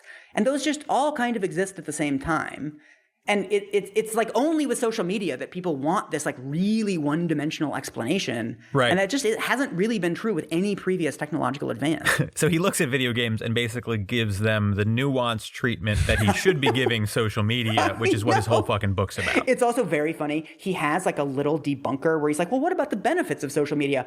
And then he's well, a lot of that's based on self-reported data, and a lot of the definitions aren't actually clear with what they're saying, and a lot of it's correlational. And it's John. Right. That's the problem with all of the data and research. All the fucking data for the benefits and the drawbacks. It's all it's just really hard to say anything definitive. I'm probably speaking a little too broadly here, but it almost makes no sense that all of the benefits have data problems and none of the stuff about drawbacks has data problems. Those two things can't quite sit side by side. So I do think this book is maybe a kind of airport book that we haven't really talked about before, where it's a book that is diagnosing a real problem and investigating a real social phenomenon, but that is written by a fundamentally unserious person. Yeah. And so the next section of the book, the last section of the book, is the solutions. He's very clear about the fact that these will have large and major and rapid effects. So he says,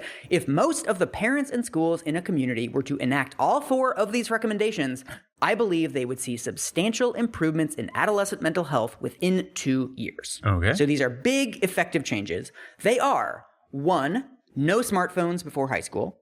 2, no social media before 16. Okay. 3, phone-free schools. 4, far more unsupervised play and childhood independence. I have to say, there's nothing too outlandish in there within the context of this book. All 4 of these honestly sound fine to me. Yeah. It's interesting that in a book that is kind of written by this reactionary centrist guy, he comes to, I think, pretty justified conclusions. Yeah. But then one of the weird paradoxes of this book, in the same way that we started out by saying all of these kind of fundamentally contradictory statements, all of these solutions, I think, are basically fine. Although I would quibble with things like no smartphones before high school, no social media before 16. I think parents are in a better position to... Yeah, that's a little aggressive. You know, your kid might be in a position where it's appropriate for them earlier. But kind of like, he sort of admits this. He's like, yeah, whatever. Like, also parents can be flexible. It's not that big of a deal. Yeah. But even though I agree roughly with all 4 of these recommendations, this is by far the worst section of the book. Oh. And so once we get into the solutions section, this is the final third of the book, he separates the solutions into what companies can do, what governments can do, what schools can do, and what parents can do.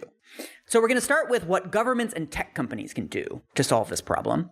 His core recommendation is to raise the age of internet adulthood to 16. He points out that, we now have this thing of like, you must be 13 to use Instagram or whatever. But like, you literally just tick a box. You're like, yes, I'm 13. Or if it's a porn site or whatever, you tick the I'm 18 box. But there's no actual verification. So he says that we should basically bump this up to 16. He says that's not necessarily for like using the internet. Like it's fine for kids to be on the internet, like they're whatever, using Wikipedia to write essays for school. That's all fine. But as far as setting up social media accounts, we should raise the age from 13 to 16. This basically would involve some way of verifying kids' ages. Yeah. If you raise it to 16, there's just going to be a box that says, are you 16? And you tick the box. What if when you create an Instagram account, you get a message from someone asking you for a pic, and then you send the pic and they judge whether or not you look like you're under 16. That's the thing. I think this is actually like kind of interesting as a social problem, where I think most people would agree that like, yeah, it would be really nice if we could verify that like fucking 10-year-olds and 11-year-olds are not on Instagram. I think that's like a perfectly reasonable thing to be concerned about. But how do you get there? Right. He proposes a couple like solutions. He says one option is using a network of people to vouch for each other. So some sort of like peer-to-peer thing like, yes, this person is over 13. He says issuing a blockchain token to anyone who is verified once by a reliable method. Yeah. I don't know what that means. I stopped reading it, blockchain. No. Let's drill down on that.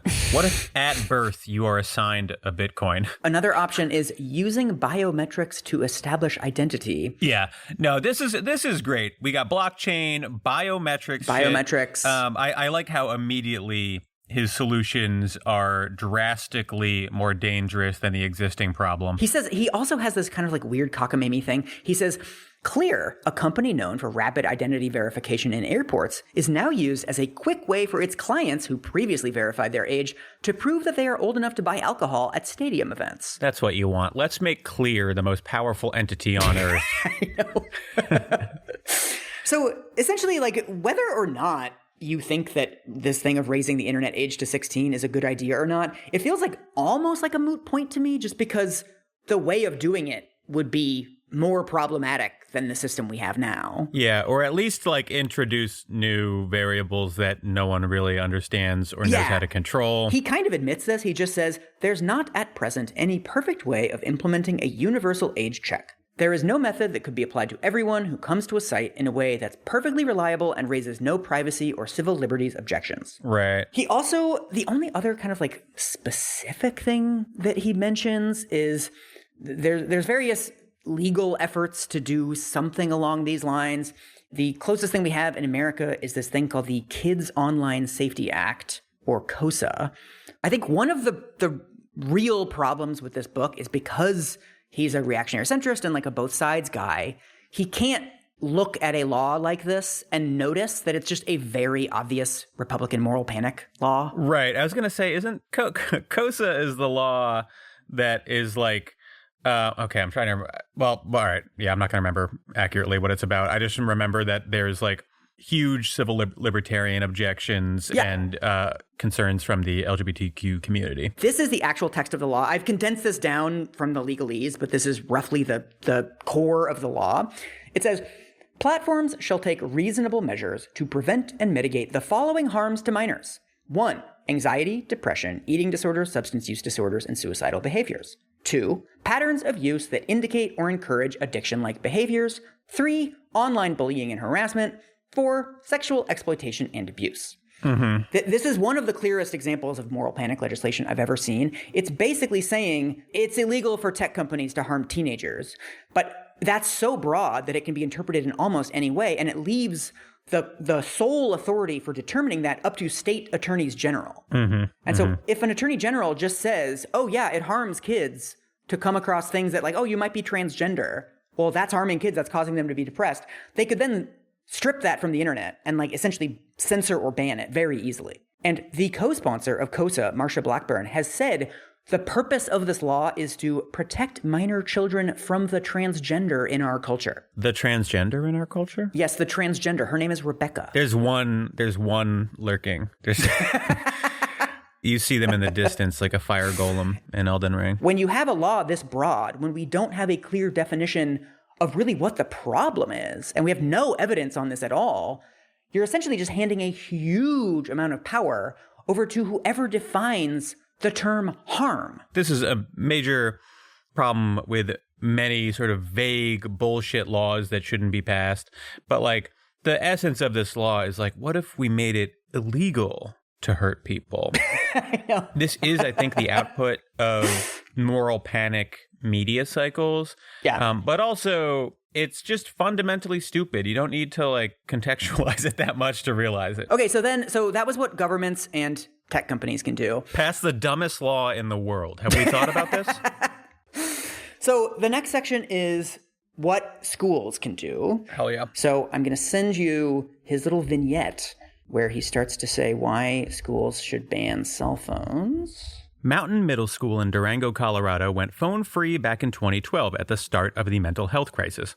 The county around the school had among the highest teen suicide rates in Colorado when Shane Voss took over as head of school. Students were suffering from rampant cyberbullying, sleep deprivation, and constant social comparison. Voss implemented a cell phone ban. For the entire school day, phones had to stay in backpacks, not in pockets or hands. There were clear policies and real consequences if phones were found out of the backpack during school hours. The effects were transformative. Students no longer sat silently next to each other, scrolling while waiting for homeroom or class to start. They talked to each other, or the teacher. We're talking. Voss says that when he walks into a school without a phone ban, quote, it's kind of like the zombie apocalypse, and you have all these kids in the hallways not talking to each other. It's just a very different vibe. It's like we used to have phones and everyone was silent and sad, and now you hear laughter in the hallways. He says this else in the book. He's like, wow, they're hearing like the pealing of children's laughter because there's no phones. I mean, you laugh when you're looking at social media too. You laugh because you see a great joke cyberbullying one of your classmates. Well, I don't know where exactly we're going, but I think that sounds like a good policy to me, and I'm ready to believe that it works at least in some regards, that it makes the school environment better. So this is the thing, is I actually like the idea of banning smartphones in schools. I think I've mentioned before that one of my best friends in Seattle is a public high school teacher, and phones are the fucking bane of his existence. You know, it's like whenever you're doing like a little lecture thing and then you're like, okay, we're going to break up into groups. Every kid pulls their phone out. And then you got to be like, okay, put your phones away, do this. One thing that John Haidt actually mentions in the book that I think is relatively insightful is that there's also this huge problem of fucking notifications, that you're sitting there with your phone in your pocket and it buzzes. And you're like, okay, is that my mom saying, hey, you need to get home right now? Or is that just like a breaking news alert? It's the worst Substack that you subscribe to just published a new post. I think that's like a real thing of like fracturing kids' attention and having, I'm like that. This is why I put my phone on Do Not Disturb most of the time, is because if I feel it buzz in my pocket, there's like a little part of my brain that is like, what is that? What is that? What is that? The whole time. It's never important. And so I like this idea of like banning phones. However, one of the problems with this description that he gives, this kind of one-dimensional, like things were bad and then we banned phones and now things are good narrative that he's giving us, is that most schools in America already ban phones. So he notes that as of 2020, 77% of schools already banned phones. Oh, that's a massive number. Okay. Yeah, it's huge. It's 3/4. And that was even pre-pandemic.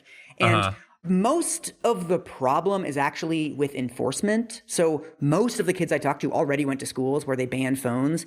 And they said that like at the beginning of the school year, it's like, we're banning phones, no phones out. And they're really strict about it. But then over time, people kind of drift. And then, you have your phone out for a second. You're like, oh, I'm just using the calculator. And they're like, okay. And then before you know it, after like a month, kids are basically on their phones most of the time, right? Mm-hmm. And one thing my friend, the public high school teacher, says is that like it's really unfair to kind of leave this enforcement up to the teachers. I just thought of a solution. You know how phones have airplane mode? What if there was a school mode? And there's an app where the teacher controls it. And school mode only allows 911 and a calculator. And maybe like text from one number. You get text from your mom or something. I was going to say EMP. Blast it. And just like shut down all the phones. I would like to do that in movie theaters too while we're at it. There's many places I would like all of the phones to die. Actually, cut my idea from the podcast. I'm going to call Google and I'm going to become so fucking rich. School mode. This is why I think it's a much better idea for schools to have these much more comprehensive policies where like you just put your phone in like a weird little locker at the beginning of the day and you get it back at the end of the day. Yeah. This is what my friend wants in his school. Him and the other teachers have been pushing for this all year. It's mostly parental resistance actually because they're like, I might need to contact my kid. That's interesting. And I think that it's framed often as a problem with children, but like parents who aren't used to having any separation from their children. No, exactly. All of a sudden, with the advent of smartphones, you don't really ever need to not be in contact with your kid. Yeah. And so some school being like, there's now going to be an 8-hour block where you're not every single day probably feels pretty overwhelming to a lot of parents. I do support this policy. However, this thing of like, everyone was a zombie and now there's laughter in the hallways thing, it's just not true. Because we've had these phone bans in place for so long, there's tons of studies on the effects of phone bans in schools. So there's a really interesting natural experiment in Spain where 2 regions of Spain passed laws saying all schools have to ban smartphones. And so you can compare them to the other regions of Spain. And they saw a 15% reduction in bullying and a pretty modest but noticeable increase in test scores. Okay. There's one in Denmark that shows that kids did more physical activity at recess because they took away their phones during recess. Sure. There's one in Norway that was reported as saying students had better mental health after a bunch of schools banned smartphones. But if you read the actual study, the schools didn't ban smartphones. They just made kids turn their phones on silent. And it's a little implausible that they would have such a large effect. And the study hasn't been in a peer-reviewed journal. So in general, studies seem to find extremely modest effects, and most of those effects are measured by teacher perceptions. Okay. I do favor these bans. I mean, partly because, like, I think if teachers perceive kids to be doing better, that's, like, worth noting. Like, that's not nothing. Yeah. But Haidt starts that anecdote by saying, before they banned phones, the school had a problem with bullying and sleep deprivation and social comparison, and now they don't have those problems anymore. And like smartphone bans just aren't going to affect that kind of stuff. Kids can still bully each other after school. Yeah. Kids can still overuse their phones. Haidt is quite explicitly proposing this as a silver bullet, and it just isn't one. Not without school mode, and for only $500,000 a year, you too can subscribe. You did read the 4-Hour Work Week. You're already on the phone to India, hiring people to do this for you. I want that New York Times Magazine piece about me, where with the moody picture of me sitting in a chair, like the man who changed school. So that is his, I think, good suggestion for improving schools for the mental health of teens. Here is his slightly less convincing suggestion.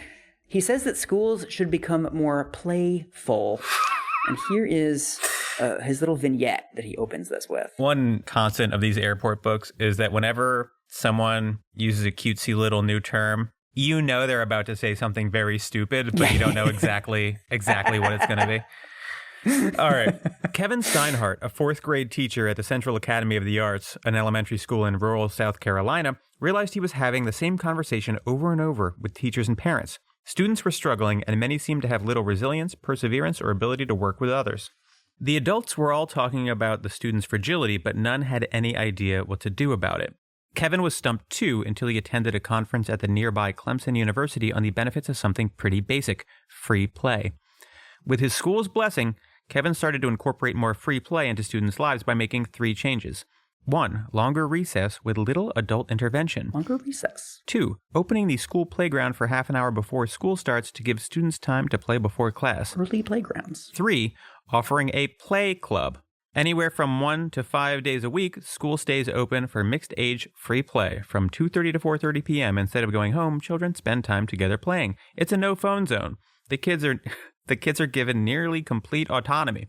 Like a lifeguard, adults intervene only in the case of an emergency. Autonomous kids. In the very first semester, he made these changes. Kevin started noticing a shift in his students. Quote, our students are happier, kinder, have fewer behavior problems, have made more friends, feel more in control of their day and their life in general, and in some cases have dramatically changed course from bullying behaviors and frequent office referrals to no bullying behaviors and no office referrals. Okay.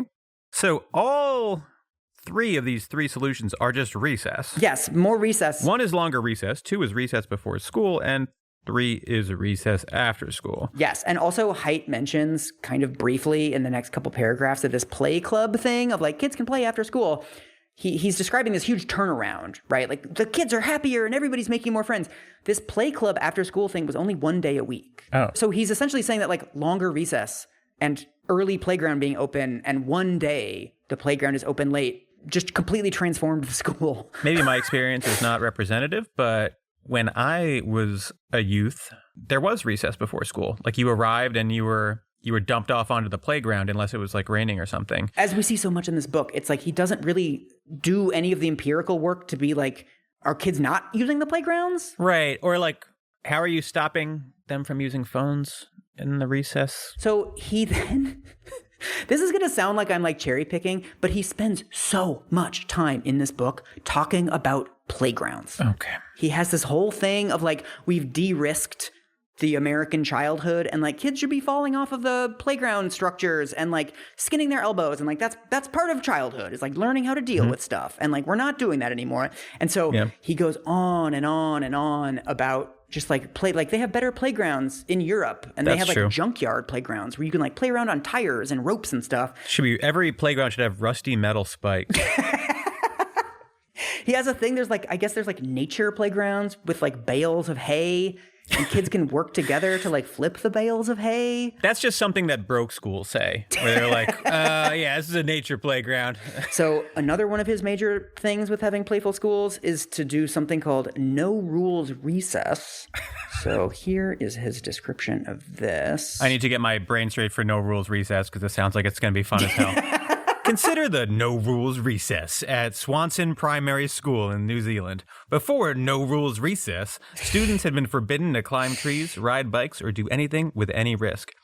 But then the school took part in a study in which researchers asked 8 schools to reduce rules and increase opportunities for risk and challenge during a recess, while 8 other schools were asked to make no changes to their recess policies.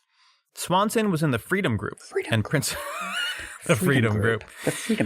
Swanson was in the Freedom Group, and Principal Bruce McLachlan decided to go all the way. He scrapped all rules and let kids make their own. No rules recess. Fucking pay-per-view challenge recess, the ECW. The result? More chaos, more activity, more pushing and shoving on the playground, and also more happiness and more physical safety. More safety. Rates of injury, vandalism, and bullying all declined. Boom. What? Boom. I'm telling you this. You tell 9-year-old me no rules. Rates of injury around me are not declining. Kids are getting fucked up. Right? The thing is, it's easy to sort of not notice this because he's talking about this as like part of a study. Mm-hmm. But like this is essentially just an anecdote for one principal. There's only one of these schools went to no rules recess. Uh-huh. And if you read the actual study, it appears that schools that tried this like freer kind of play at recess had no more physical activity among the kids and had slightly more bullying. And it even says in the study, it says, overall, schools liked the intervention and reported many benefits, including increased physical activity.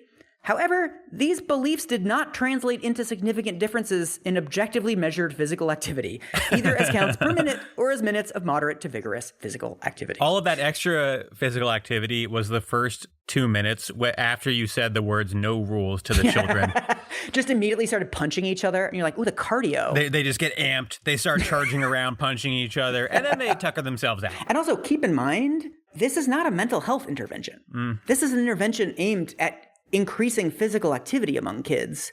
And I personally think that like increasing physical activity among kids is like a very worthwhile goal. Cool. Like that's awesome. Yeah, it's not one-to-one mental health, right? Yeah, it's like maybe that will have some improvement, but it's like we're already 2 degrees of separation away from the alleged outcome that we want. And also, there's been a ton of these like playground equipment studies projects over the years because they're really fucking easy and people like it because you don't actually have to address the real challenges of the kid. You're like, oh, let's spend $100,000 on improved playing equipment. And like they almost never work. There's a analysis in the UK that said that the average kid in the UK gets 78 minutes like throughout the course of the day and after school and everything of recess. Improving playground equipment results in 3 extra minutes of activity during those 78 minutes. It's like we just don't see effects. You need a control group with no rules social media use. We've removed the porn blocker on your on the Wi-Fi network. Have at it. How are those kids doing? This actually kind of goes into our like one book theory, because what he's essentially proposing here, as we saw in fucking Nudge, as we've seen over and over again, is that this need among like centrist American elites to have these technical fixes without having to address any of the underlying drivers of the problem and without having to spend any real money. One thing these folks love is the implication that like the people in charge of stuff are big dumb assholes. Yeah. There are simple, easy interventions that like, these know-it-all libs are blocking for one reason or another. But if we just implemented them, society would be so much better. So the final set of solutions that he gives us is like what parents can do. What can parents do? And I kind of skipped this before, but large sections of the book are dedicated to his idea that we're in the midst of kind of like a spiritual crisis. We've created lives that don't have meaningful activities in them. Spiritual, like things that really feed our soul. This is sort of a subgenre of the like final chapter of an airport book where they've like gone off the rails and the scope of their project has become too big. So the final chapter is like the massive metaphysical crisis facing America today. The solution, recess before schools. Okay, so here is one of his descriptions of the spiritual crisis that we're in. Durkheim showed that nearly all societies have created rituals and communal practices for pulling people up temporarily into the realm of the sacred, where the self recedes and the... Jesus Christ, what is happening? You don't read Durkheim? Oh, God. Durkheim wanted better playgrounds. Where the self recedes and collective interests predominate. Think of Christians singing hymns together every Sunday in church. Think of Muslims circling the Kaaba in Mecca. Think of civil rights marchers singing as they walked. Durkheim called this state of energized communion collective effervescence. But what happens when social life becomes virtual and everyone interacts through screens? Everything collapses into an undifferentiated blur. There is no consensual space, at least not any kind that feels real to human minds that evolved to navigate the 3 dimensions of planet Earth. In the virtual world, there is no daily, weekly, or annual calendar that structures when people can and cannot do things. Nothing ever closes, so everyone acts on their own schedule. In short, there is no consensual structuring of time, space, or objects around which people can use their ancient programming for sacredness to create religious or quasi-religious communities. Sensual sacredness. Everything is available to every individual all the time with little or no effort. There is no Sabbath, and there are no holy days. No holy days. Everything is profane. Okay, what the fuck is that? Watch your profanity. Living in a world of structureless anime makes adolescents more vulnerable to online recruitment into radical political movements that offer moral clarity and a moral community, thereby pulling them further away from their in-person communities. There's no effervescence. The problem with the kids, they're not effervescent. This is a message to all potential airport book authors. You don't have to talk like this. You don't. This isn't something you need to do. We're putting this on the loudspeaker at Davos, Peter. The problem, lack of collective effervescence. The solution, 30-minute recess before schools. Also, I can think of a lot of experiences online that I felt were examples of a collective effervescence. Like, I don't think he was around when we bullied Iggy Azalea off of Tumblr. When Trump got COVID. Yeah, dude. That night on Twitter, that was some of the most intense collective effervescence I've ever felt in my fucking life. Chapel Roan, that's collective effervescence, right? Whatever's happening there. The thing is, I also really want to point out that he is fucking wrong about this. Right. So first of all, I don't know what the fuck he means with like, there's no time or sacredness on the internet. That's just not true. Secondly, this is the only place in the entire book that he talks about radicalization. Maybe because he knew he was going to go on fucking Joe Rogan and talk about it. Yeah. This is clearly not an issue that he takes seriously at all. And third, yet another reason why he is the worst possible pundit to be leading this conversation is that he is a libertarian and he doesn't want any content-specific moderation by social media companies. So if you look at the actual literature on radicalization, there are specific beliefs that predict radicalization. And a lot of them are things like in-group dominance, like thinking that you're part of a group that is superior to other groups, believing that you are experiencing relative deprivation, right? That like black people are getting all the jobs, but like you can't even be a white person in America anymore. Negative attitudes toward the government and the political system, like they're all out to get you, conspiratorial beliefs. Yeah. But these are things that he cannot address because they require acknowledging that right-wing radicalization is a much bigger problem in America than left-wing radicalization. But he has dedicated his entire career to pointing out left-wing radicalization. Yeah. All he can do is make this incoherent argument that the virtual world is this desiccated black and white version of social interaction that is also so good that it's tempting kids out of their real life relationships. What we need is more religious fervor is never an argument that's going to like really sit well with me, but he seems to think that online interactions are qualitatively worse than in-person interactions, right? And every interaction that's online is bad, and every interaction that's in person is good. And like I read a couple articles about the panic over TV, right? Kids are on their screens too much in the 1980s, and it was the same thing. It was like everything on TV is bad, and everything that's not on TV is good. And it's like, well, you can read radicalization literature and you can watch a fucking David Attenborough documentary on TV. Yeah. It's really silly to say that the medium is more important than the content. I like the idea of trying to get more spirituality and more like, you know, less self-centeredness and more reflection in our lives. I think that's really great, but it's not the case that that isn't available online.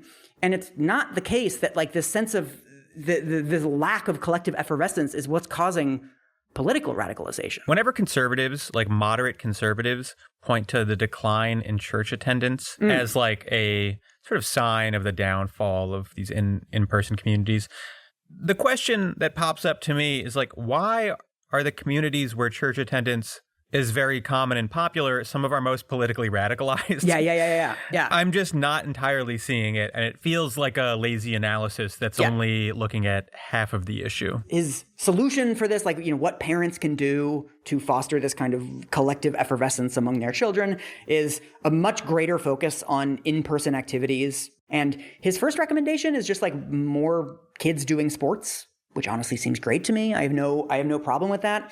But he says, research consistently shows that teens who play team sports are happier than those who don't. Yeah. Humans are embodied. A phone-based life is not. Screens lead us to forget that our physical bodies matter. If you think that intramural sports would help, then just say that. Don't talk to me about collective effervescence and then be like, and the solution, more soccer. And then if you go to the footnote, he acknowledges the fact that just because kids who play sports are happier does not mean the sports are causing them to be happier. It could be that happier kids play sports. Yeah. Like he does this a lot where he just says that like you should get your kids to play sports because like sports will make them happy.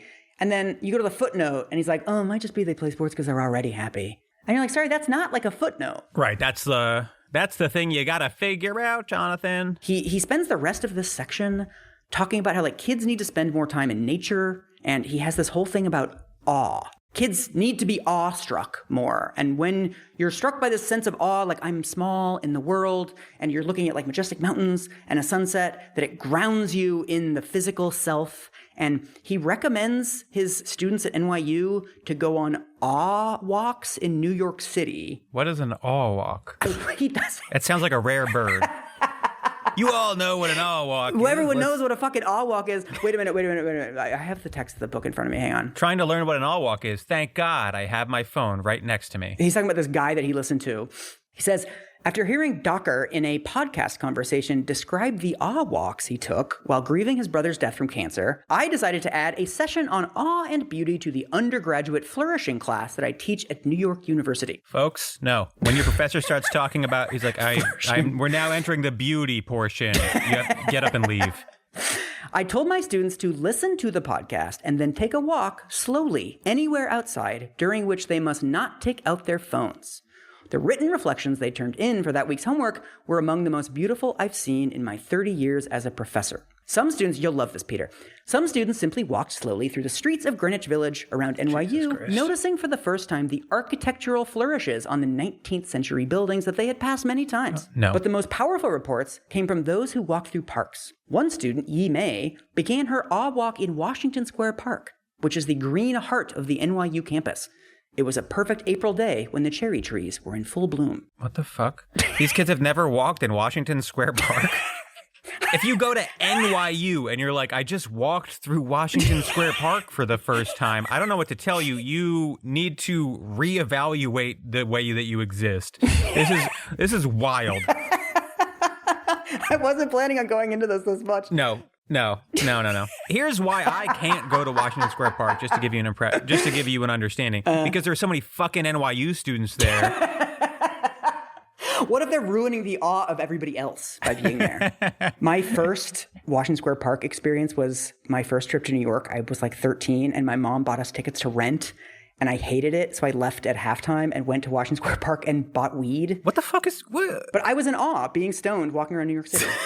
Do you go on awe walks in Astoria, Queens? Is that part of your day? No, I don't go on awe walks. I live a normal life where I just live at my desk and in my phone, and then I watch TV at night until I get a headache and I go to sleep.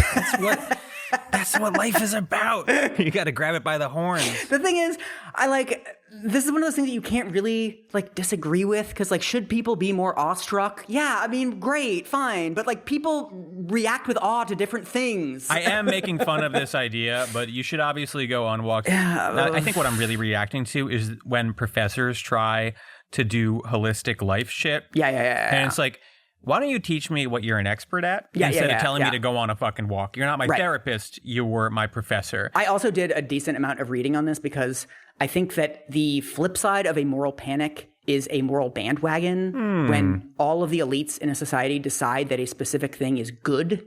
And I think that very similar to, remember in the 90s, it was play your kid Mozart and their IQ will go up and they'll be able to speak French or whatever.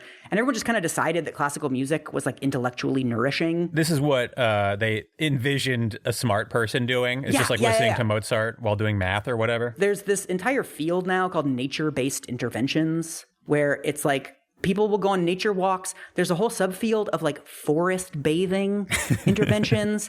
I came across something called therapeutic gardening. There's surfing therapy. It's this whole idea that just being outside is intrinsically good for you. Yeah. All of the data on it is just fucking garbage. It's just people went on a 15-minute nature walk, and then we asked them afterwards, are you less depressed? And they said yes. I'll bet. It's people like taking breaks. One of the fucking forest bathing studies that I read was a day-long forest bathing intervention. It was a hot spring thing somewhere in Japan. And it's people felt better after a day, essentially at a spa. You're basically taking a day away for free and just hanging out in nature. And then researchers ask you, how do you feel? And you're yeah, I'm pretty relaxed.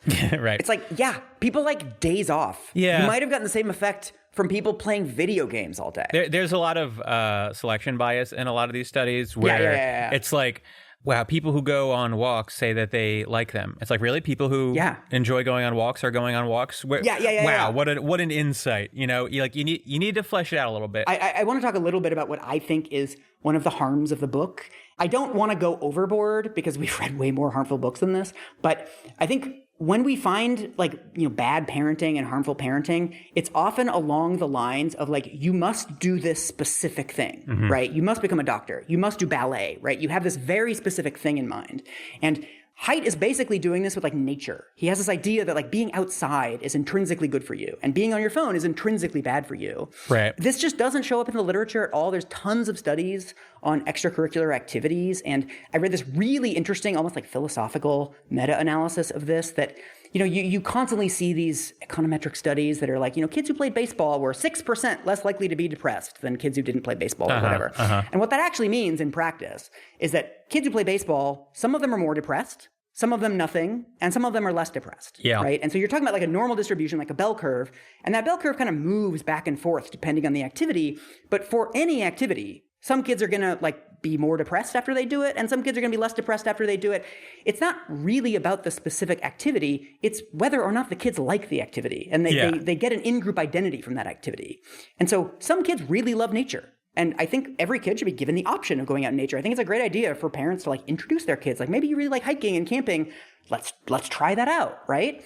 But some kids don't like fucking nature. Right. And that's fine. Right. And the most harmful thing that you can do to a kid is, you go on a camping trip and your kid's like, oh, this isn't really my thing. And you're like, no, we're going to go next weekend. You're going to do something outside because it's good. Yeah. And that's awful. Like, what is so important for kids is finding groups that give them meaning. And that's going to be different for every fucking kid. It took me so long to realize that I just hate running because so many people told me, if you just get out there after that first couple miles. Yeah, totally.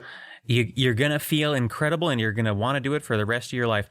I tried to make myself a runner for so long before one day it just sort of hit me when I heard someone talking about this that I was like, I fucking hate that. In this study, they do talk about how the specific activity matters way less than, they say, like the micro level components of the participation or whatever, which is basically academic ease for like, what's the specific of the situation, right? So as far as outdoor stuff goes, I was in a Boy Scout troop, which was like one of the worst things that ever happened to me.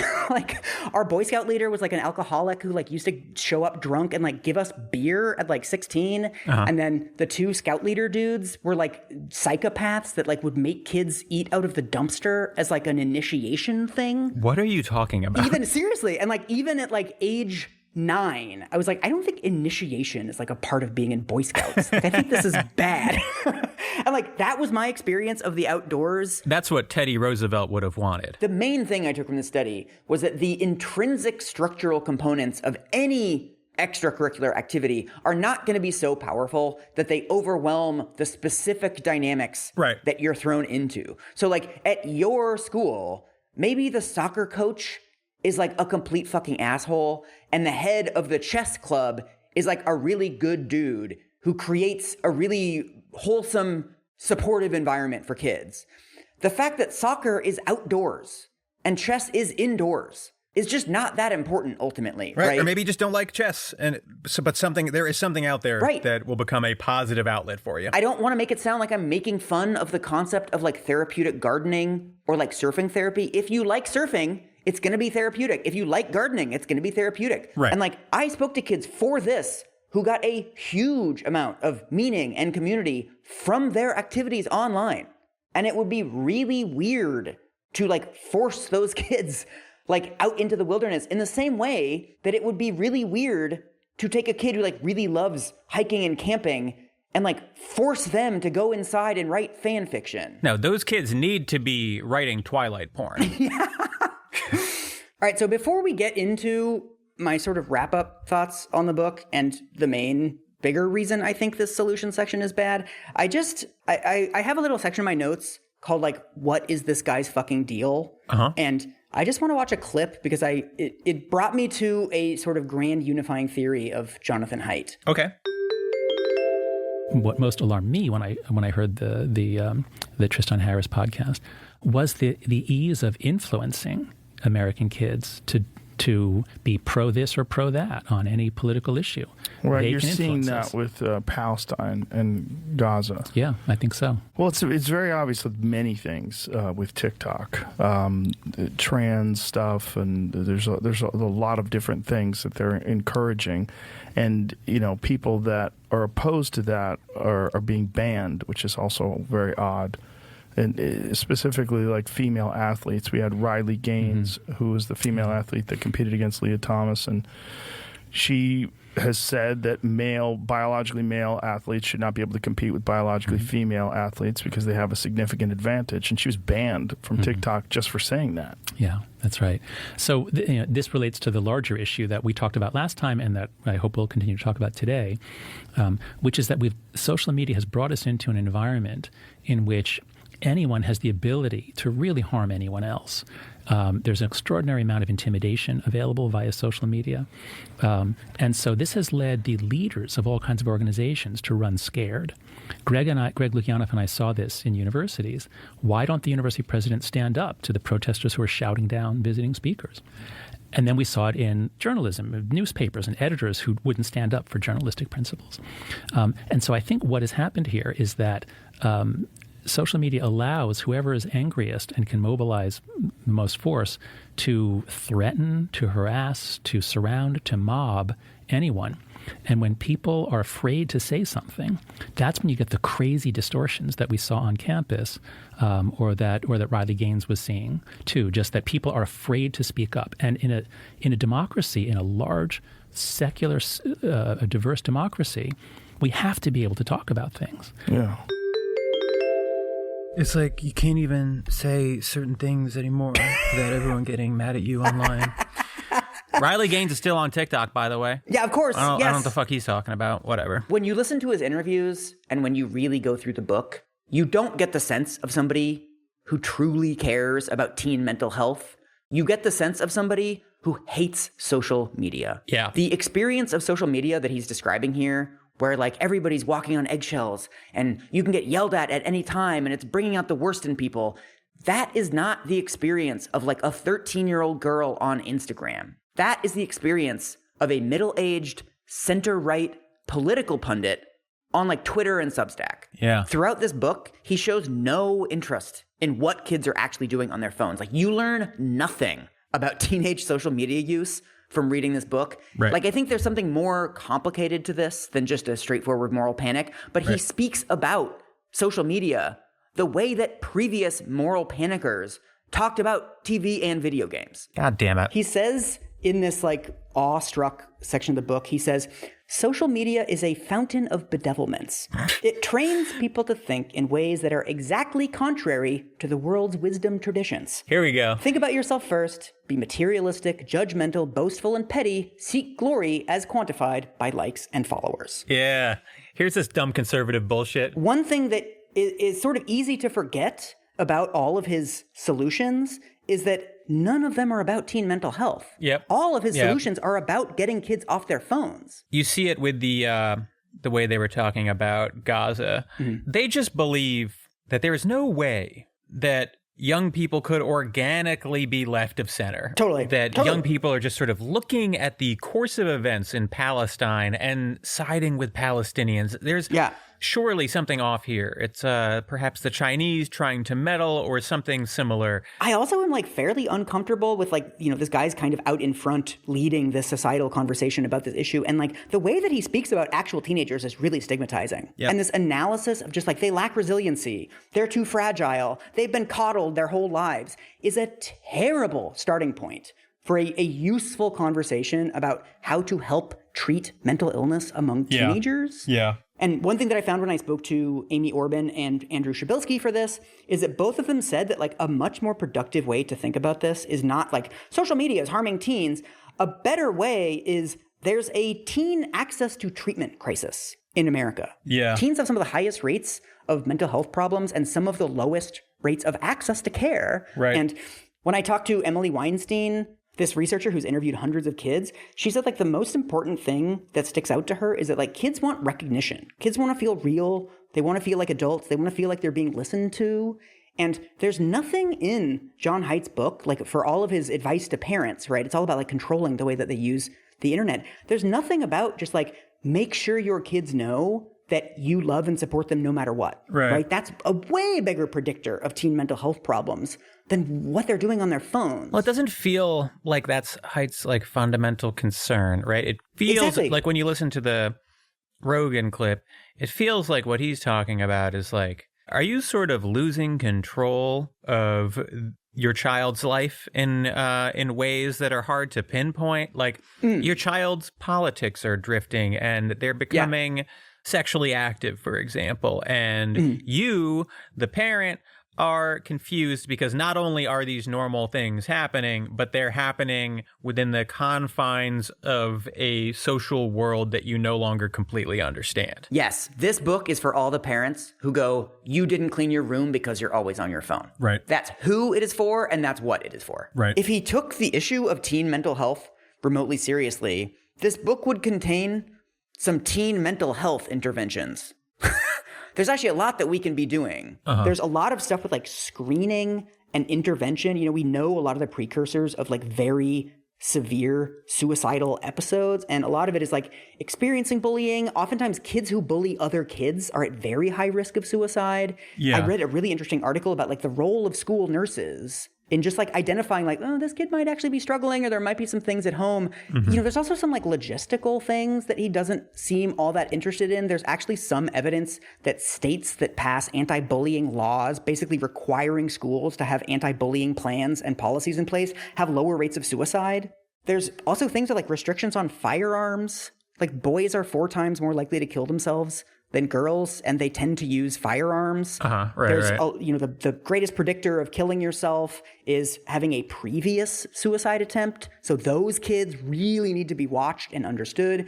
Kids that have other mental health conditions that they're struggling with. It's like there's logistical obvious things that we need to do to address the teen mental health crisis, but those require resources, right? I mean, it's something that he sort of mentions offhand in the book, but doesn't really dig into, is like poor kids are more likely to kill themselves than rich kids. And they're also more likely to use their phones than rich kids. And whether or not you think that's causal, like that's where the resources need to go. Yeah. There are things that are directed at the people who are at the highest risk of mental health problems that he just is not interested in at all. And this is sort of another manifestation of his general lack of interest in the nuance here. I think you can probably ascertain that social media has negative effects on certain kids in certain situations, in certain regards, and you can either drill down on that, or you can be like, well, then we got to get rid of phones. What about the odd walks? Are the kids walking in Washington Square Park? Are they looking at trees? Let those kids loose in Washington Square Park. I think like a busing plan, a nationwide busing plan, sending them to Washington Square Park. If you think kids are helped by walking freely around New York City, I want you to go speak to one young adult who grew up in New York City and tell me that kid's okay.